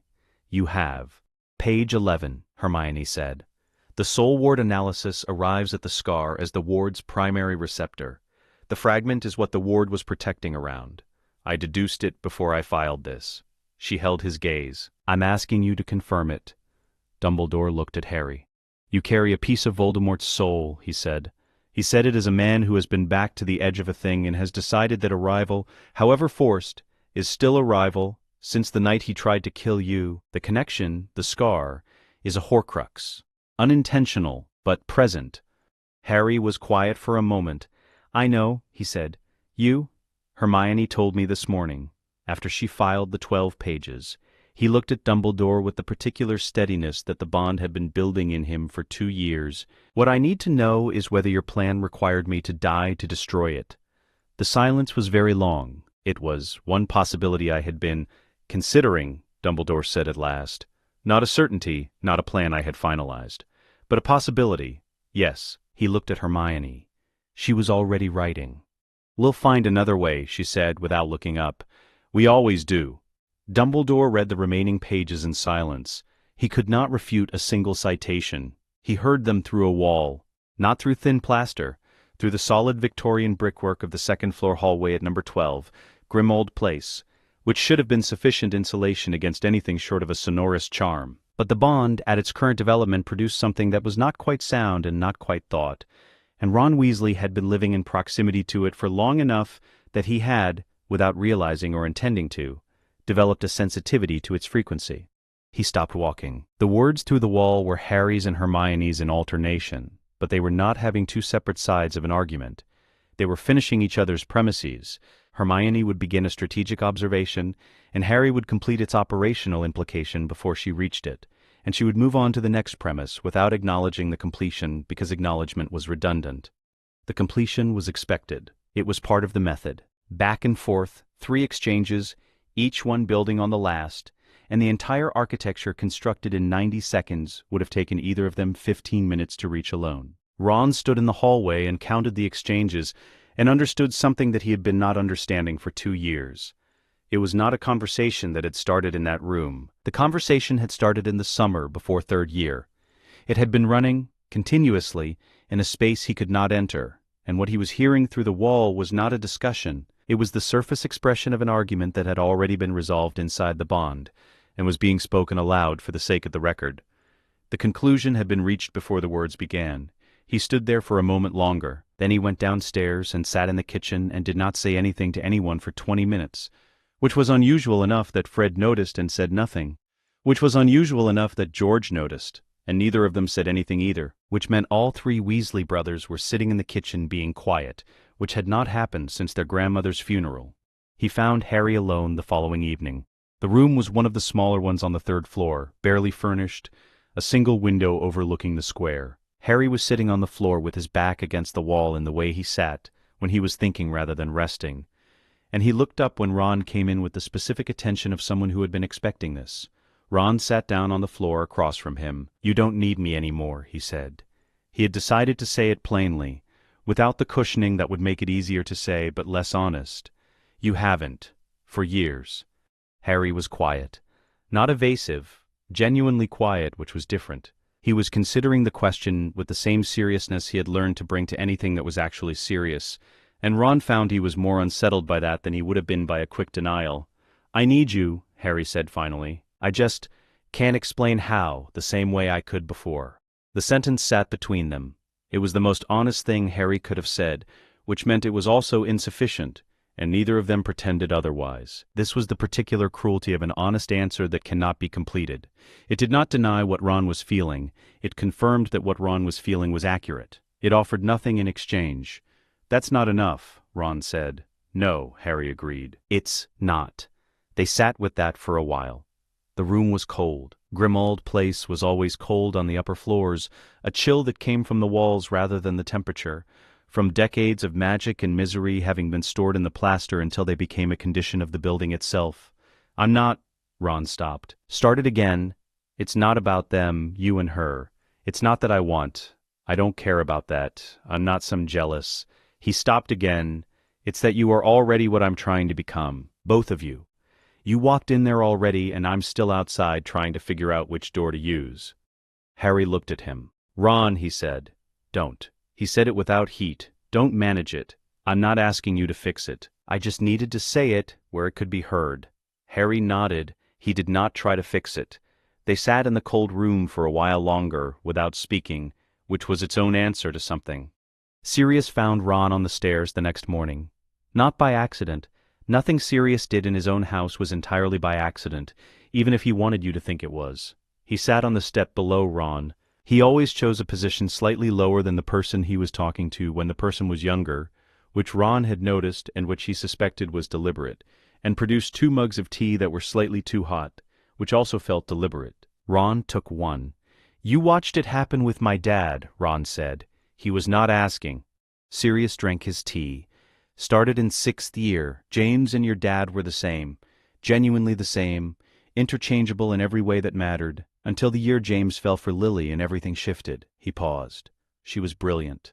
Lily, not in the showy kind of way, in the way where you realize, gradually, that the conversation you're in has been happening at a level below the one you can hear, and they've been having it the whole time, and you can almost follow it, but not quite. Then I decided something." He set down his mug on the step. "I decided that being the one they trusted with their secrets was different from being the one who kept them. That's not lesser.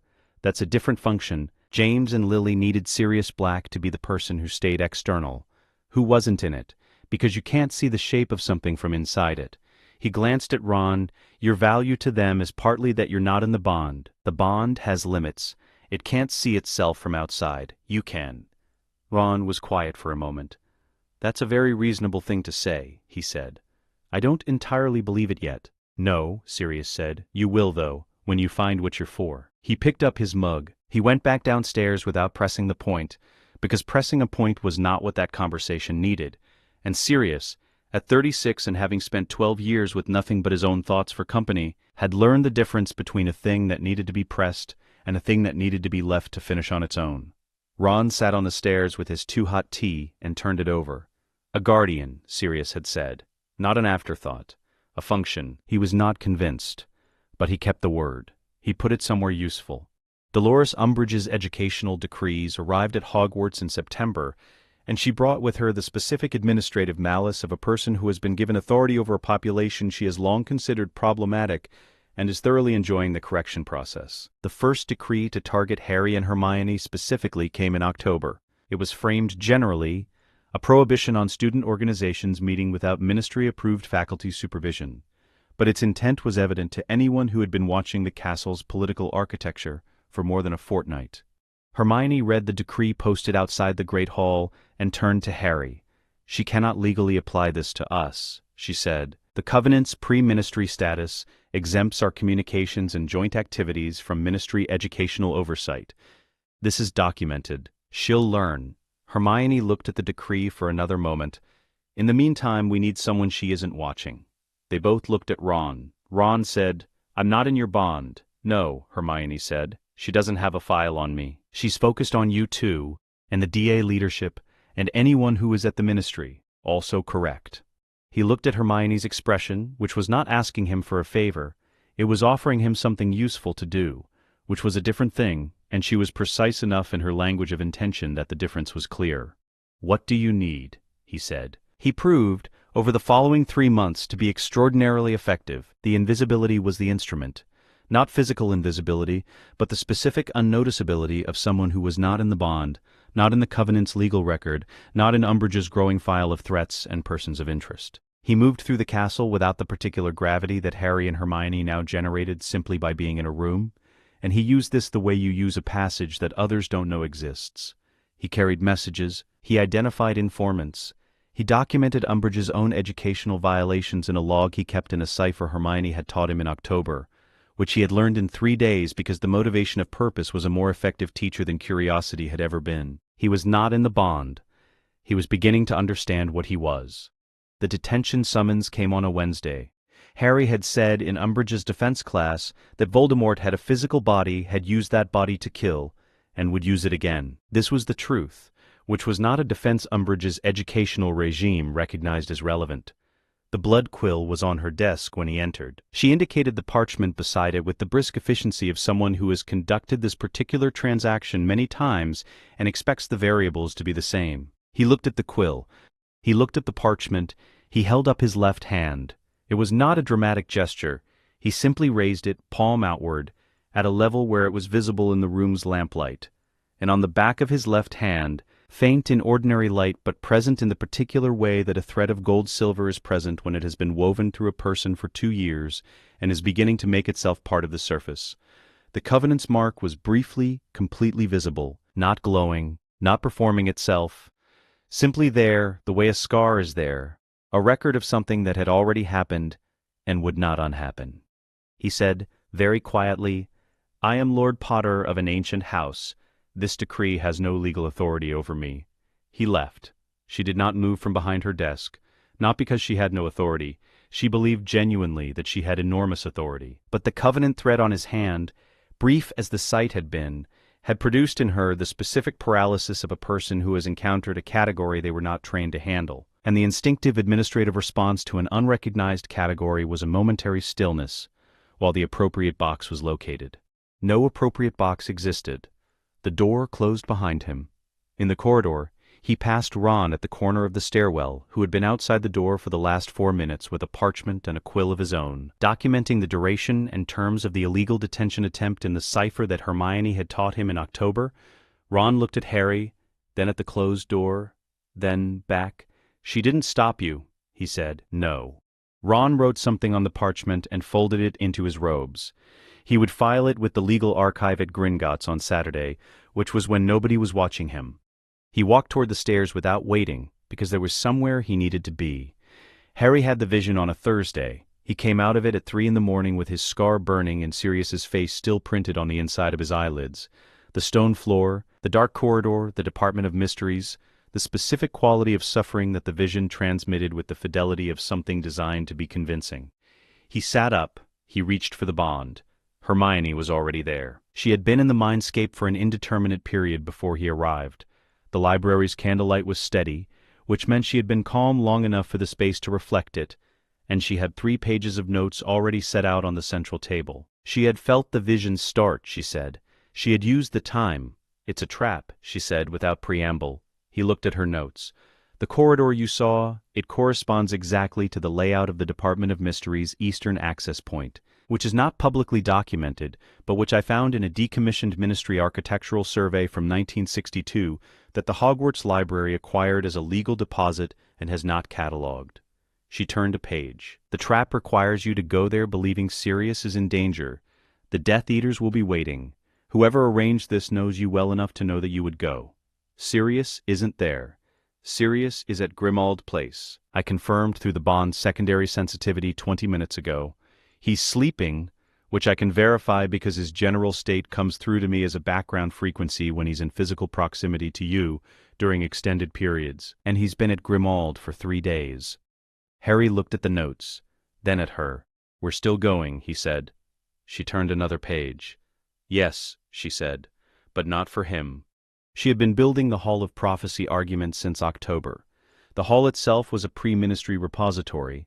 This was established in the 1962 architectural survey and confirmed by 2 secondary references she had found in restricted Hogwarts texts. The recording spheres it contained were instruments of ancient standing, governed not by ministry archival law but by the same foundational charter as the Wiesengamot, which meant that a pre-ministry instrument of sufficient seniority and active legal standing, the Primordial Covenant for instance, could, under the founding charter's amendment provisions, append a clause to any act of prophecy binding, not erase it, not void it, amend it, change who bore the obligation. The distinction was important. Erasing a prophecy's binding would require an act of magic she rated as theoretically possible and practically catastrophic in its side effects. Amending it required only that the amending instrument hold higher seniority, which the Covenant at 3 centuries of active standing did, and that the amending parties be the subjects of the prophecy, which the Covenant's own recognition of Harry as Lord Potter Peverell and herself as Lady Dagworth Granger had established in a legal sense since September 1993. She had the amendment language drafted in November. She had been waiting for access. They told the DA on a Friday evening, not the full plan. Enough of it. Ron she told fully, because Ron had a right to the full version, and because she had learned from 8 months of watching him operate that partial information was wasted on someone who was going to fill in the gaps with correct inferences anyway. She said, "We are going to the Department of Mysteries deliberately. We know it is a trap. The Death Eaters will come. Your job, all of you, is to hold the corridor while Harry and I complete the amendment in the hall. Not to fight them to victory, to hold them long enough. 12 minutes, possibly 15. He absorbed this. What happens if we can't hold them that long? Then they reach the hall before the amendment is sealed, and they will attempt to retrieve the prophecy sphere, and we will manage that complication as it arises." He looked at the others, Neville, Luna, Ginny, the assembled DA, and something in his face had the quality she had seen developing since August, the particular steadiness of a person who has found the shape of their usefulness and is operating within it. "We can hold 15 minutes, he said. She believed him. The ministry at midnight was a different institution than the one that existed during the day. The atrium empty, the lifts running on their automated cycles, the corridors below the visitor level lit with the reduced maintenance illumination of a building that was functioning rather than operating. They moved through it without being seen, because Hermione had mapped the security rotation in March from a document that was technically public record and practically inaccessible to anyone without the patience to locate it in a 40-year-old filing index. The Department of Mysteries received them in silence. The outer corridor, the circular room with its many doors, she counted to the correct one, the 4th on the left after the entrance, which the 1962 survey had designated the Hall of Prophecy's access point, and they entered. The hall was immense. The rows of shelves extended to a height that implied a ceiling existed somewhere above the ambient darkness, though it was not visible. The recording spheres sat in their numbered positions, each one its own small light source, a room full of captured futures organized by the same indifferent bureaucracy that filed everything else. The air was cold and had the specific quality of spaces that had been sealed for long periods, not stale, but finished, as if the air itself had been there long enough to become something other than air. She found row 97, position 26. The sphere was smaller than she expected, the size of a large plum. It rotated slowly in its holder with the autonomy of something that had been moving for 15 years, and had no reason to stop. Inside it, a recorded figure moved her mouth in the loop of a prediction that had already changed the shape of several lives. Harry reached for it. She stopped him. "Listen first," she said. He took it down. The recorded voice emerged, as it would for the subject of the prophecy. Trelawney's voice, distant and formal, stripped of the usual theatrical affectation. speaking in the specific register that recorded prophecy used, the one with the power to vanquish the Dark Lord approaches, born to those who have thrice defied him, born as the 7th month dies, and the Dark Lord will mark him as his equal. Harry listened to the end. He set it down. He looked at Hermione. "We already knew the shape of it," she said. "Now we know the words." She placed her hands on either side of the spear's holder. "The words are wrong," she said. "Not wrong as in false, wrong as in incomplete." The prophecy had been made about a singular subject in a time before the Covenant had activated. It had been accurate when made. It was no longer accurate about who bore the obligation. She and Harry stood on either side of the holder. The composite cast was not a dramatic thing. It had never been. It was a frequency, his will, her method, converging at the same point. The gold-silver emerged between their hands and settled over the sphere, not as light but as a condition, the way the Covenant itself was a condition rather than an object. She felt it engaging with the sphere's ancient recording mechanism. Two very old systems recognizing each other's authority, two pre-ministry instruments in the first contact of a legal conversation. She spoke the amendment in the formal language of the founding charter. Where the prophecy said, "the one with the power to vanquish the Dark Lord," the Covenant heard it and recorded beside it in the sphere's own substance, the sovereign pair with the power to unmake him. Not vanquish, unmake. The sphere accepted the amendment. She felt it close around the addition the way a document closes around a final signature. Complete, sealed, irrevocable. Behind them, from the corridor, she heard the first sounds of the Death Eaters. The DA held. She could feel Ron through the extended peripheral awareness the bond granted during crisis. Not his specific thoughts, but his general state, the signature of someone operating under pressure and holding their position. It was steady. It stayed steady for 11 minutes, which was most of what they needed. Then the Death Eaters broke through. The brain room was not where anyone wanted to be in a combat situation. The creatures in the tanks were not aggressive by nature, but the fight had disturbed the water, and what came through the tank shattered glass in the confusion of 6 simultaneous curses and 3 counter-hexes was not one brain but 4, and the tentacles they produced moved with the purposeful speed of something that had been waiting for the temperature of the room to change. Ron went down. He did not make a sound when it happened, which was its own kind of severity. The brain's tendril caught his shoulder, and the look on his face was not pain exactly. It was the specific shock of something attaching to you that you cannot identify and cannot process. He hit the floor. He was breathing. The tendril was still there. Harry's response was not a decision. Hermione felt it through the bond as a wall of heat, not metaphorical heat, but the specific temperature of rage in its purest concentrated form. The rage of someone watching the person they cannot afford to lose be hurt in front of them with no available immediate mechanism for prevention. It was enormous, and it was entirely without shape.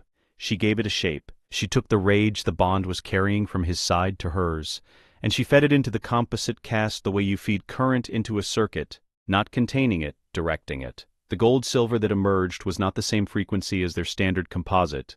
It was the standard frequency at a pressure that the standard frequency did not normally reach, and what it produced when it cleared the room was not a blast, and not a shield, and not any classified incantation.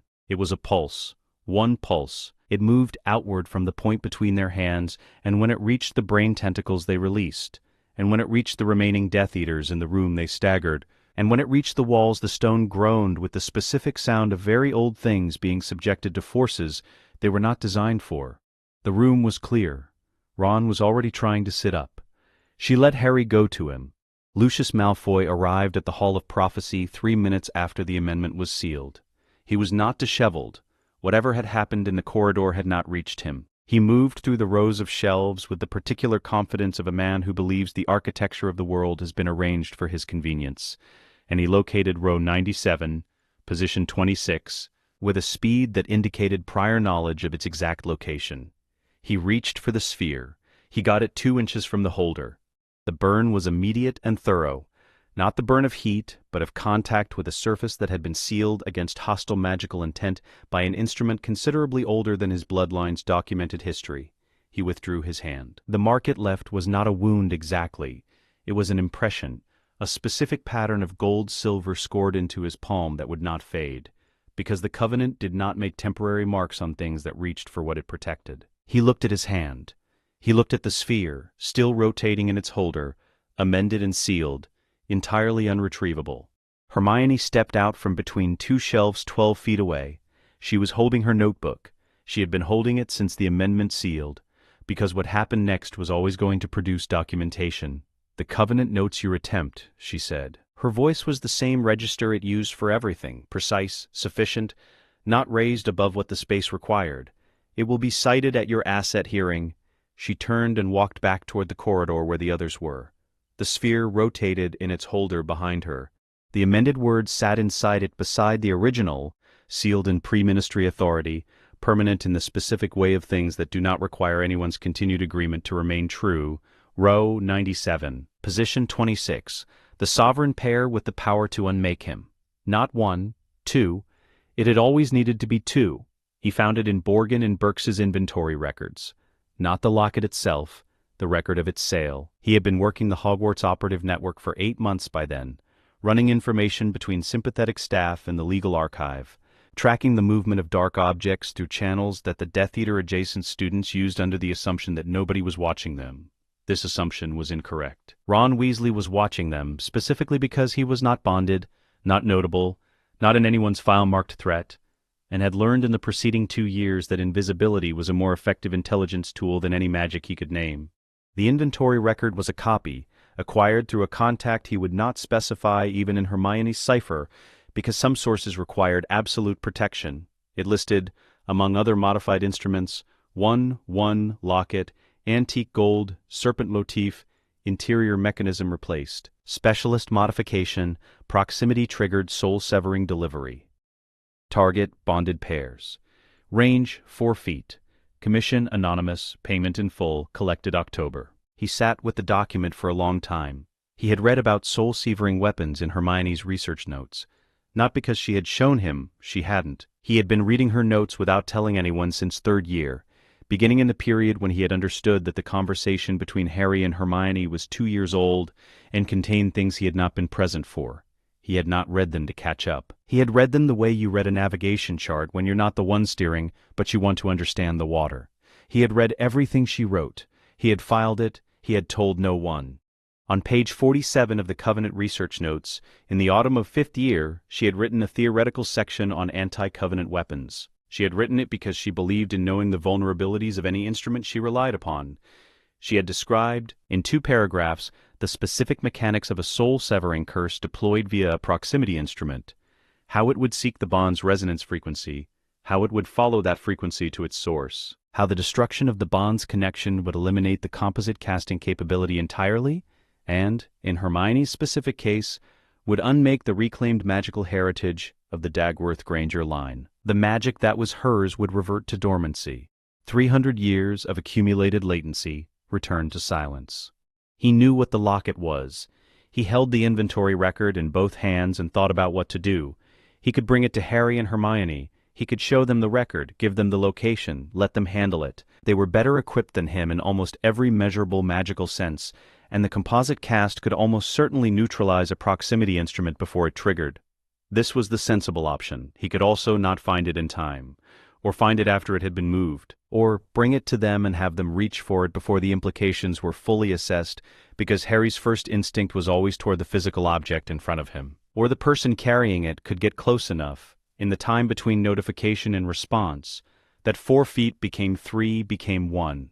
He could not guarantee it wouldn't be used. He sat with this for a long time too. Then he thought about what Sirius had said on the stairs. You can't see the shape of something from inside it. He thought about the word Sirius had used. Guardian. He thought about the chess game in 1st year.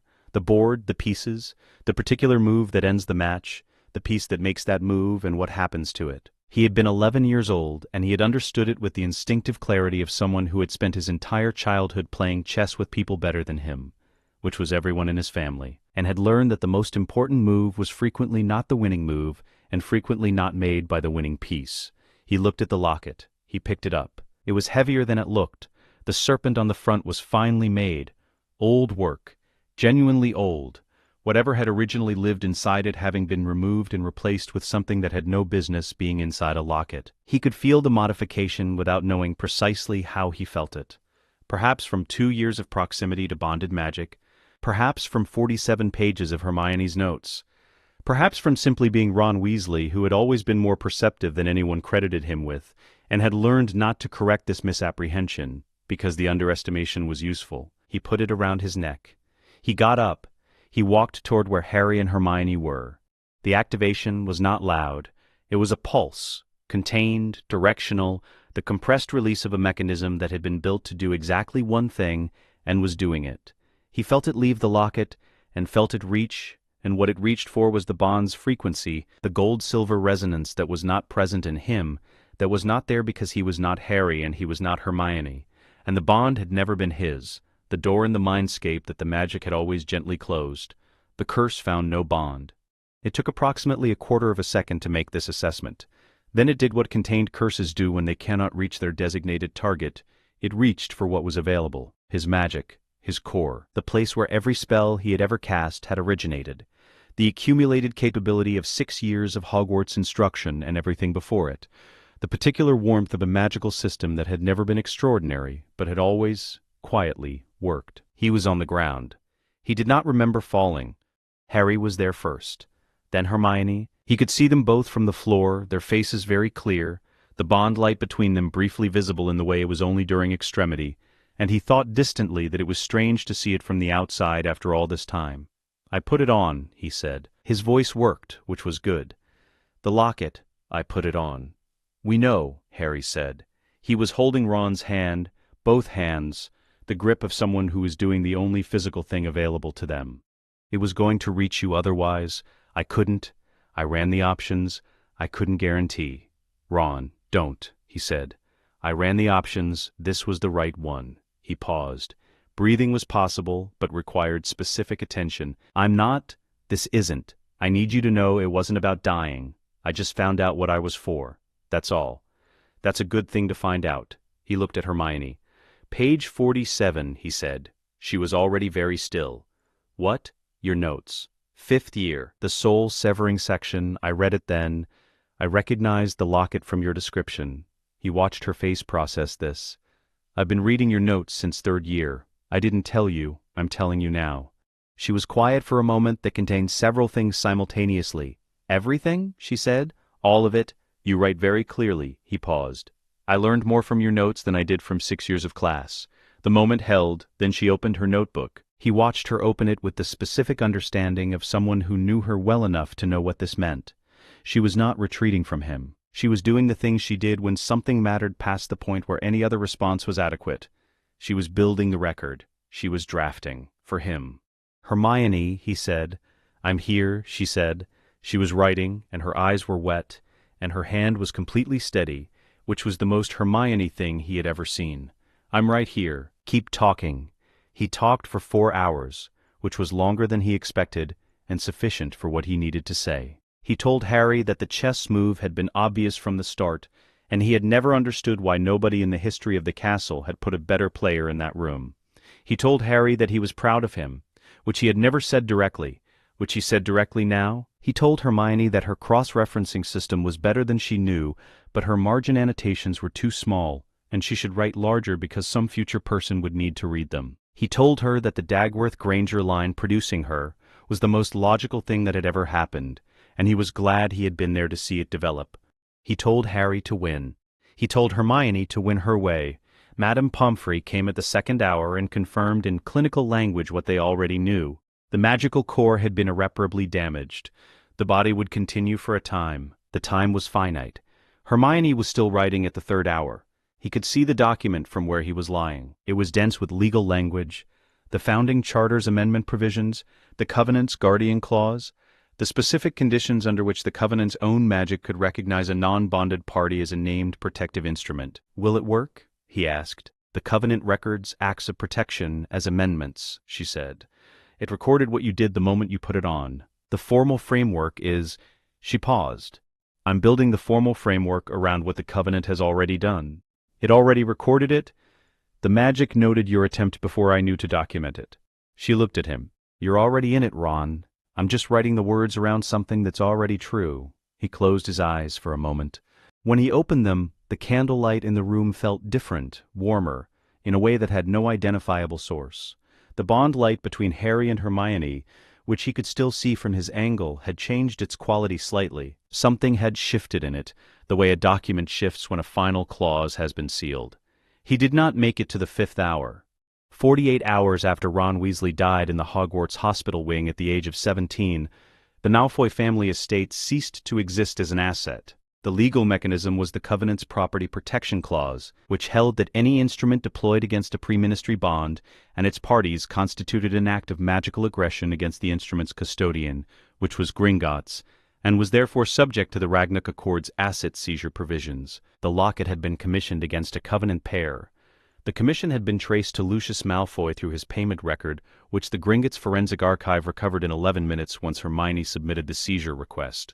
The transfer was filed on a Tuesday morning. It was immediate, it was irrevocable, it was entirely legal. The Malfoy estate, the house, the vaults, the land, the assets accumulated over 3 centuries of pure-blood political positioning, transferred to a holding account under Covenant authority to be distributed pursuant to the Guardian Clause. The Weasley family received it not as charity and not as compensation, but as the legal consequence of what the Covenant had recorded, the first guardian in 300 years, and what was owed to his house. Lucius Malfoy, receiving the notification in Azkaban, read the document twice. He read the name on the transfer instrument, Hermione Jean Granger, Lady Dagworth Granger, Covenant counterpart and filing party. He sat with this for a long time in a cell that smelled of salt and stone, and the accumulated cold of a building designed to make people feel that whatever they had been was finished. She had never addressed him directly. There was no letter, no statement, no acknowledgement of the irony that the girl he had called mudblood in a graveyard 2 years ago had, without apparent effort and without any visible satisfaction, removed from his family everything they had owned. She had simply filed the paperwork and moved on. In the mindscape, the library was quiet, the books were on their shelves, the candlelight held steady. There was a door in the far wall that had always been gently closed by the bond's own decision about its boundaries. The door was still closed, but beside it, set into the wall in the same stone as the library's construction, there was a small carved inscription that had not been there before, not placed by Harry and not placed by Hermione, placed by the Covenant itself in the specific registry of a living instrument acknowledging what had been given to it. Ronald Bilious Weasley, guardian of the Covenant, first of his kind in 300 years.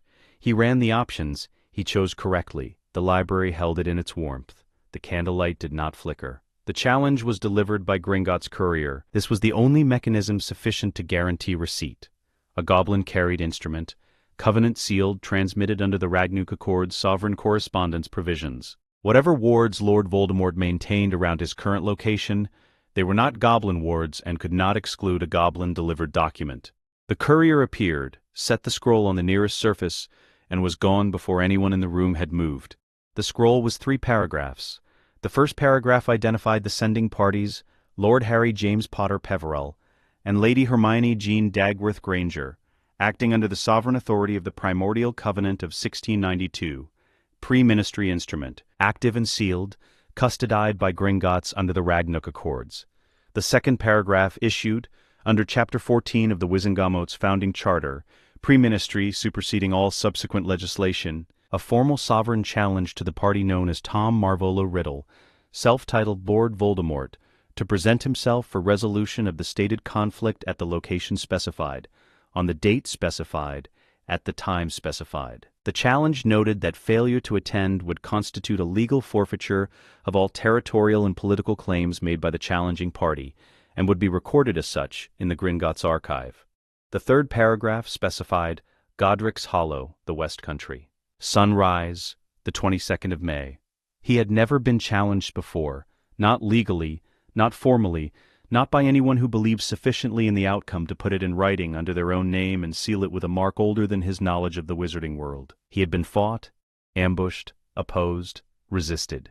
He had never been summoned.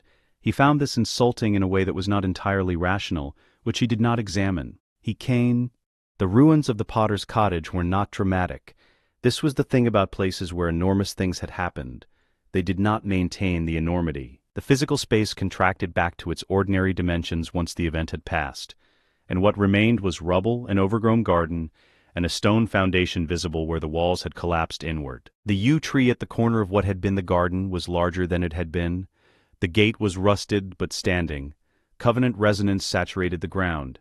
Not visibly, not to any standard magical perception, but the ground at Godric's Hollow had absorbed, on the night of the 31st of October 1981, the magic of Lily Potter's willing sacrifice, which was the oldest class of protective magic in recorded history, and which had been, as Hermione had established in her research, the precise condition that had activated the dormant covenant inscription in Harry's scar. The ground remembered, ancient magic always remembered. They had arrived an hour before sunrise. They had not brought wands as their primary instrument. They had brought them. Both had wands and both were competent in their use, but the wands were not the point, and had not been the point for some time. The point stood between them in the form of a bond that was 16 months from dormancy to full expression, that had been built in stages across 5 years, and that was, this morning, as completely developed as it was capable of being. The mindscape was perfectly ordered. The library was still.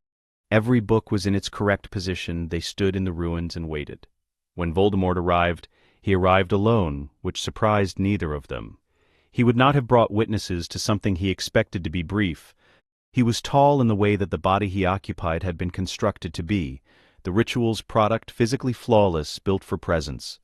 The red eyes caught the pre-dawn light and held it differently than human eyes did. He moved through the ruined garden with the particular deliberateness of someone who has decided that they are too significant to hurry, and he stopped at the edge of what had been the cottage's threshold. He looked at them. He was expecting fear. Not the performed fear of people who were attempting to suppress it. He was familiar with that.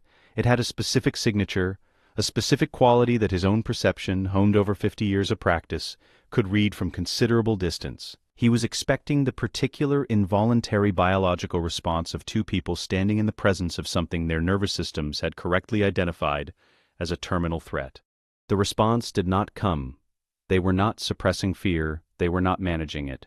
It was not present. The soul ward, which had been active since the graveyard ritual in June 1995, and which did not announce itself but simply functioned, maintained a field around them that did not block emotion, but made the sustained generation of debilitating fear response functionally impossible in their shared space. They were not brave this morning in the sense of having overcome their fear. They were clear. The clarity was different from bravery and considerably more unsettling to encounter.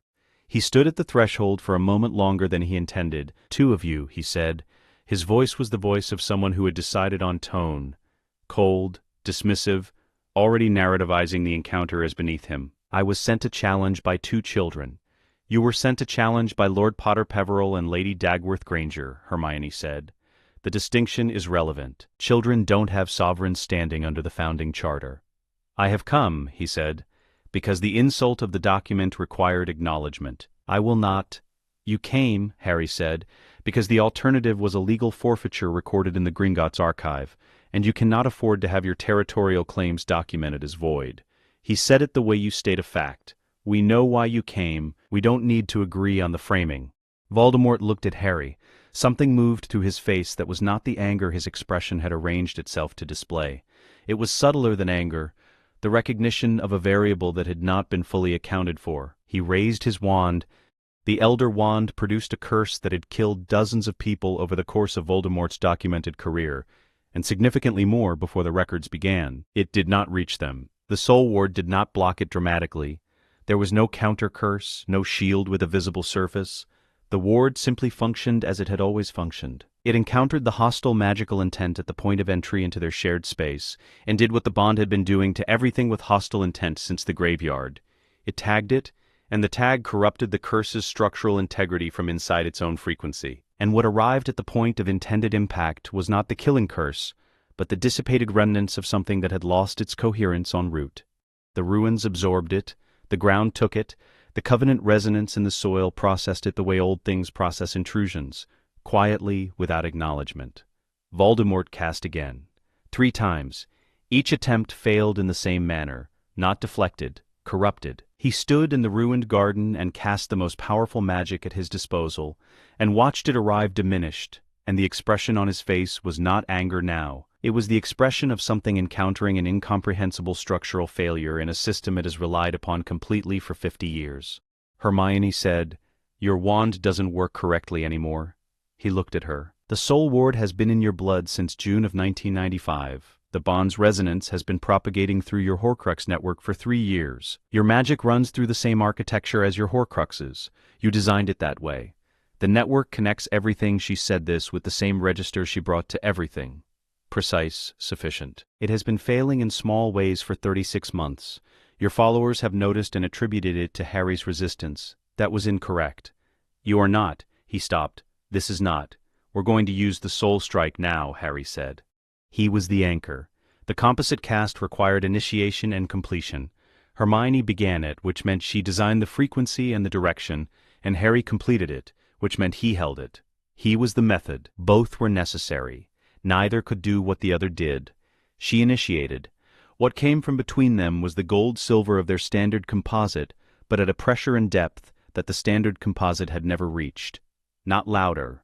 Lower. A frequency below the range of wand-cast magic, below the range of most magical perception, the specific register of something very old asserting itself through a medium that had been built over 3 years to carry it. Harry held the scar, not the scar as a wound, as a connection, the link that Voldemort had created on the night of October 31st, 1981, which had never been fully severed because Voldemort had taken Harry's blood in June 1995, and the taking had deepened it. The link was there. He had always been able to feel it. He had learned, in the mindscape, to understand its topology, where it ran, what it connected to, the specific pathways Voldemort had woven through his own Horcrux network over decades of soul-fragmenting magic. The soul strike moved through the scar link like a current through a wire. It reached the network, across locations simultaneously, because the soul strike was not a projectile and did not travel geographically. It traveled through connection, and the connections were all present in the architecture Voldemort himself had built. The Horcruxes destabilized, not exploded, not destroyed by force. They encountered a unified soul frequency and could not maintain coherence against it. A fragmented thing encountering wholeness does not shatter dramatically, it simply loses the argument. Each fragment of Voldemort's soul, sealed in its object across the geography of Britain, registered the resonance and could no longer hold its shape against it. One by one, and then simultaneously, the anchors failed. Voldemort knew. He knew the way you know something when the architecture of your entire existence has been built on a single structural principle, and that principle has just been disproved. Not through argument, through demonstration. He had shattered his soul to achieve permanence. It had never occurred to him in 50 years of study and theory and application that permanence built on division was not permanence at all. That a thing fractured into 7 pieces and distributed across 7 objects was not stronger than a thing that was whole. It was 6 additional points of failure. He came apart quietly, not with sound, not with the drama of a battle's ending. The body that the ritual had built with such precision in June 1995 simply ceased to maintain the coherence that required a soul to anchor it, and what remained was not a ruin but an absence. The space where he had been standing held nothing. The yew tree at the corner of the ruined garden did not move. The pre-dawn light continued to arrive from the east at the rate it had always arrived. The Death Eaters who had come, 3 of them, positioned at the garden's perimeter, who had believed this morning would be a demonstration and had positioned themselves to witness it, saw the thread. It became visible as Voldemort deteriorated. Not gradually. At the moment of his final dissolution, the bond's golden-silver thread snapped into full visibility. Not the faint trace that Harry and Hermione could see at moments of extremity.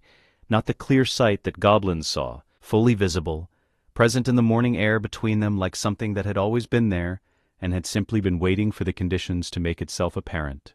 The first Death Eater dropped his wand. He did not do it consciously. His hand simply opened. The wand fell into the long grass at the garden's edge, and he looked at it and did not pick it up. The second followed within 2 seconds. The third looked at the thread for a long moment. At the thing between Harry and Hermione that had no place in any category of magic he had been taught, that predated every institution he had given his allegiance to, that was clearly the operative force in what he had just witnessed, and set his wand on the stone foundation wall of the ruined cottage, with the deliberateness of someone making a decision rather than surrendering to one. Then there was no sound in the garden except the morning. Harry and Hermione stood in the ruins of his birthplace. The ground beneath them was saturated with the resonance of 300 years of covenant magic, 17 years of Lily Potter's sacrifice, and the conclusion of something that had been set in motion on the night he had survived a curse that should have killed him, and had not because his mother had loved him in a way that broke the expected parameters of what love was allowed to do. He breathed. She breathed. The thread between them settled from its full brilliance to the quiet warmth of its ordinary state, present, permanent, exactly where it had always been. The morning came. It was unremarkable in the way that mornings after enormous things tend to be unremarkable, the light the same temperature as every other May morning, the birds returning to their ordinary business, the ruined garden sitting in its silence with the patience of a place that has been waiting a long time and has now finished waiting. Harry looked at the space where Voldemort had been, then at Hermione. She was looking at her notebook. She had not opened it. She was simply holding it, which was different from everything. Hermione not writing, not documenting, not building the framework for what came next, just holding it. He left her with that for a moment. Then he said, Chapter 12. She looked up. What comes next? He said. She opened the notebook. They did not accept medals. The ministry sent a formal letter on the third day after Godric's Hollow. It was addressed to Lord Potter Peverell, which was correct, and it offered the Order of Merlin, first class, which was the highest civilian distinction in the wizarding world, and had not been awarded to anyone under 30 in its documented history. The letter was signed by the acting Minister for Magic, who had been acting for 11 days, and would, if events proceeded as Hermione intended, be acting for a maximum of 4 more. Harry read the letter. He set it down. Hermione drafted the response, which thanked the ministry for its acknowledgment and informed them that Lord Potter and Lady Dagworth Granger would be appearing before the Wizengamot at the session they were independently calling, under Covenant sovereign authority, at 10 o'clock on the 14th of June, and that the acting minister was encouraged to attend. It was not an invitation. The Wizengamot chamber was not designed to be entered from the gallery. There was a formal entrance at floor level, used by members with seats, and there were gallery stairs for observers, and these two categories had been institutionally distinct for 300 years because the institution preferred its hierarchies to be spatial as well as procedural. Harry and Hermione entered from the gallery stairs and walked down to the floor, which required passing through a gate marked Members and Authorized Parties Only, and the gate opened for them because the Covenant's sovereign authority, under the founding charter, classified them as exactly that. Nobody stopped them. They walked to the center of the chamber floor together. The 50 seats were occupied. The acting minister was in the observation position to the left of the chief warlock's chair. The chair was empty, which it had been since Dumbledore's death and would remain so until the session produced a successor. Ironshard of Gringotts was present in the chamber's goblin observer position, which had existed in the original gallery design and had been papered over during a renovation in 1823, and which Hermione had requested be reinstated 7 days ago. The reinstatement had taken 4 hours. The goblins had arrived before the paper was fully dry. Harry placed 2 documents on the central table. One was the new charter, 214 pages, produced over 3 weeks, drafted by Hermione and reviewed by Gringotts' legal archive. Every clause sourced to pre-existing legal precedent in the founding charter or the Ragnarok Accords. Nothing invented, everything derived. The other was a single page. Ron's name at the top, the Covenant Guardian Amendment below it, in the Covenant's own language, with the Gringotts seal. Hermione addressed the chamber. She spoke for 40 minutes, which was 20 minutes less than the charter's complexity warranted, and 20 minutes more than most Wizengamot presentations managed before losing the room. She did not lose the room. The charter was not ideological. It was procedural, building each provision on the one before it, each one traceable to existing law, none of it requiring anyone in the chamber to agree with an abstract principle they were uncomfortable with. She had designed it this way deliberately. Agreement with principle was volatile. Agreement with derivation was considerably more durable. The core provisions of the new charter, explicit legal protections for Muggle-born witches and wizards, codified not as special consideration but as the extension of existing ancient house protections to all magical persons, regardless of birth status, with the Covenant's own precedent of claiming Lady Dagworth Granger's heritage as the governing case. The Hogwarts governance restructuring, the school's ancient charter restored as the primary governing document, and the Board of Governors reconstituted with mandatory representation from each of the 4 houses and from the Muggle-born liaison office, which was itself being elevated from its current underfunded advisory status to a permanent ministry division with its own budget line and legal standing. The Gringotts Accord formalization, the existing informal arrangement by which the goblins operated as independent financial and legal custodians, was codified into statute, giving Gringotts explicit co-equal standing in matters of magical law where their accords predated ministry legislation. She was 3/4 of the way through the governance section when Dolores Umbridge stood. She had been present since the session opened. She was no longer in a ministry position. Her tenure as High Inquisitor had been dissolved along with the ministry's corrupted intermediate structure, but she retained her seat as a former senior undersecretary, which gave her floor rights. She rose with the specific quality of someone who has been waiting for the appropriate procedural moment and has identified it. Her robes were the same pink they had always been. Her expression was the same. "Under ministry authority," she said, her voice carrying the performance of reasonable objection, "this charter exceeds the scope of what a private legal instrument can mandate. The Wisengamot's own procedure requires." Hermione stopped. She looked at Umbridge. She said, "Under the pre-ministry covenant authority of House Potter Peverell and House Dagworth Granger, I hereby move that Dolores Jane Umbridge be stripped of her ministry title and barred from public service pending a formal verite serum inquiry into her conduct during the 1995 to 1996 academic year. Specifically, the administration of a blood quill as a punitive instrument on students in her care, the issuing of illegal educational decrees against a sovereign lord of an ancient house, and the demonstrated pattern of ministry overreach documented in 47 filed complaints held in the Gringotts Legal Archive." The chamber was quiet. "I second," said Augusta Longbottom from the Longbottom seat, without standing. "I second," said Amelia Bones. From the Bones seat, without standing, the vote was called. 47 members voted in favor, 3 voted against. The 3 who voted against were escorted from the floor by goblins, not Aurors, not ministry enforcement personnel, but Ironshard's representatives who had entered through the reinstated goblin observer position and who performed this function with the specific efficiency of an institution that has been waiting 300 years for the chamber to remember it exists and is done waiting. Umbridge left without speaking further. Hermione turned back to the charter. She completed the governance section in 11 minutes. The vote on the full charter took 2 hours. Individual clauses were debated. 3 were amended in minor language points. Hermione accepted 2 of the amendments and declined the third, citing the founding charter's original phrasing as the governing text, which the member proposing the amendment could not refute, because the original phrasing was older than the member's objection and did not require his agreement to be operative. The final vote, 44 in favor, 6 against. Harry signed it as Lord Potter Peverell.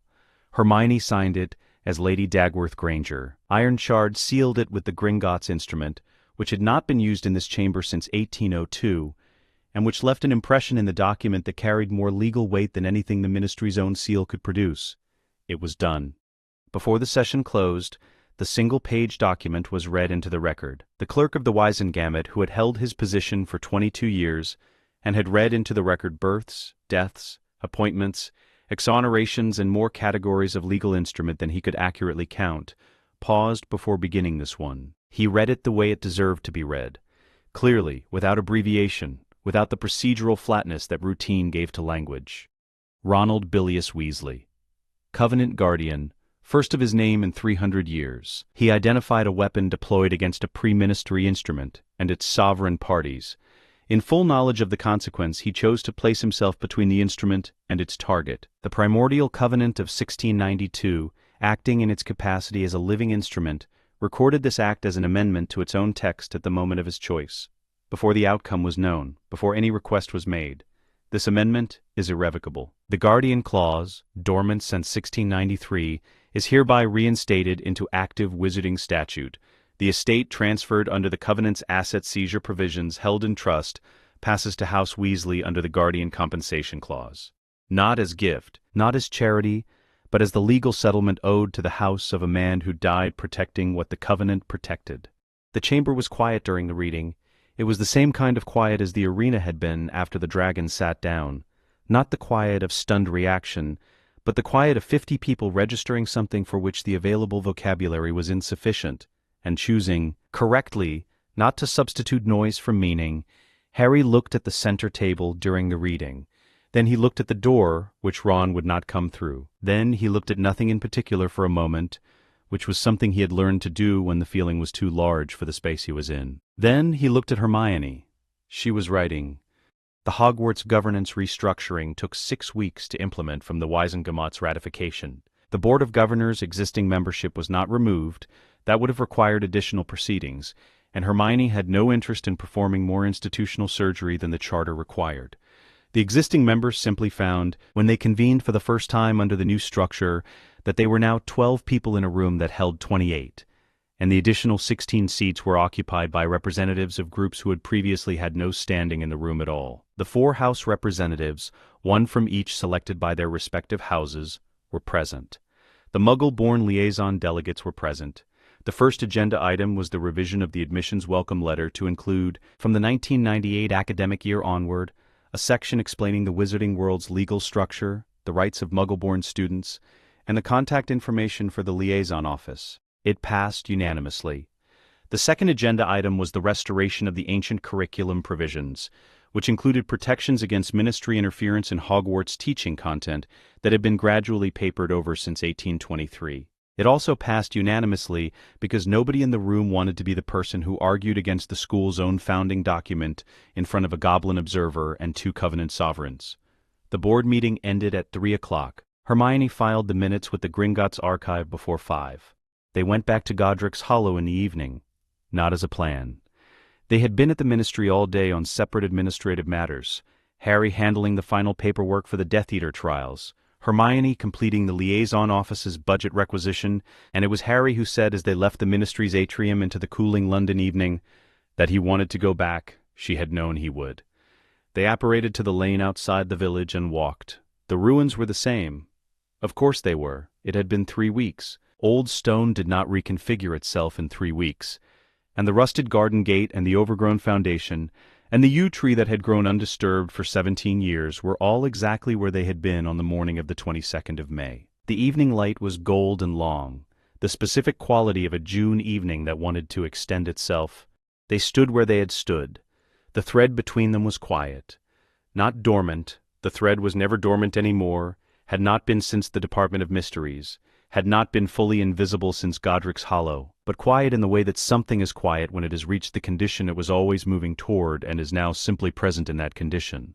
Not performing itself, not building toward anything, just there. Harry looked at the space where the cottage had been. His parents had stood in this garden.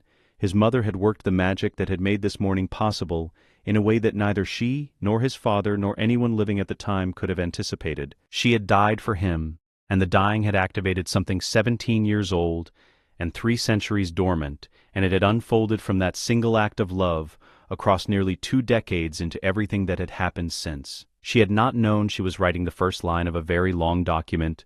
She had simply loved him. He thought about Ron. He thought about him the way you think about someone who is gone in the way they chose to go. Not with the helpless grief of a loss that was only loss, but with the specific weight of a person whose end was also their fullest expression. Ron had run the options. He had found his function. He had walked toward them with the locket around his neck, and the full knowledge of what he was doing and the specific satisfaction, which Harry understood in retrospect from everything Sirius had told them and everything Ron's face had contained in his last 4 hours, of a person who has answered the question they have been asking since they were old enough to ask it. What am I for? This. This exactly. He was in the Covenant now. Recorded. Irrevocable. The magic had noted his act before any human had thought to document it, which was the thing about ancient instruments. They did not require explanation, they simply recognized truth when it was produced. Hermione was standing beside him. She had the notebook in her hand, but she was not writing. She had not opened it since they arrived.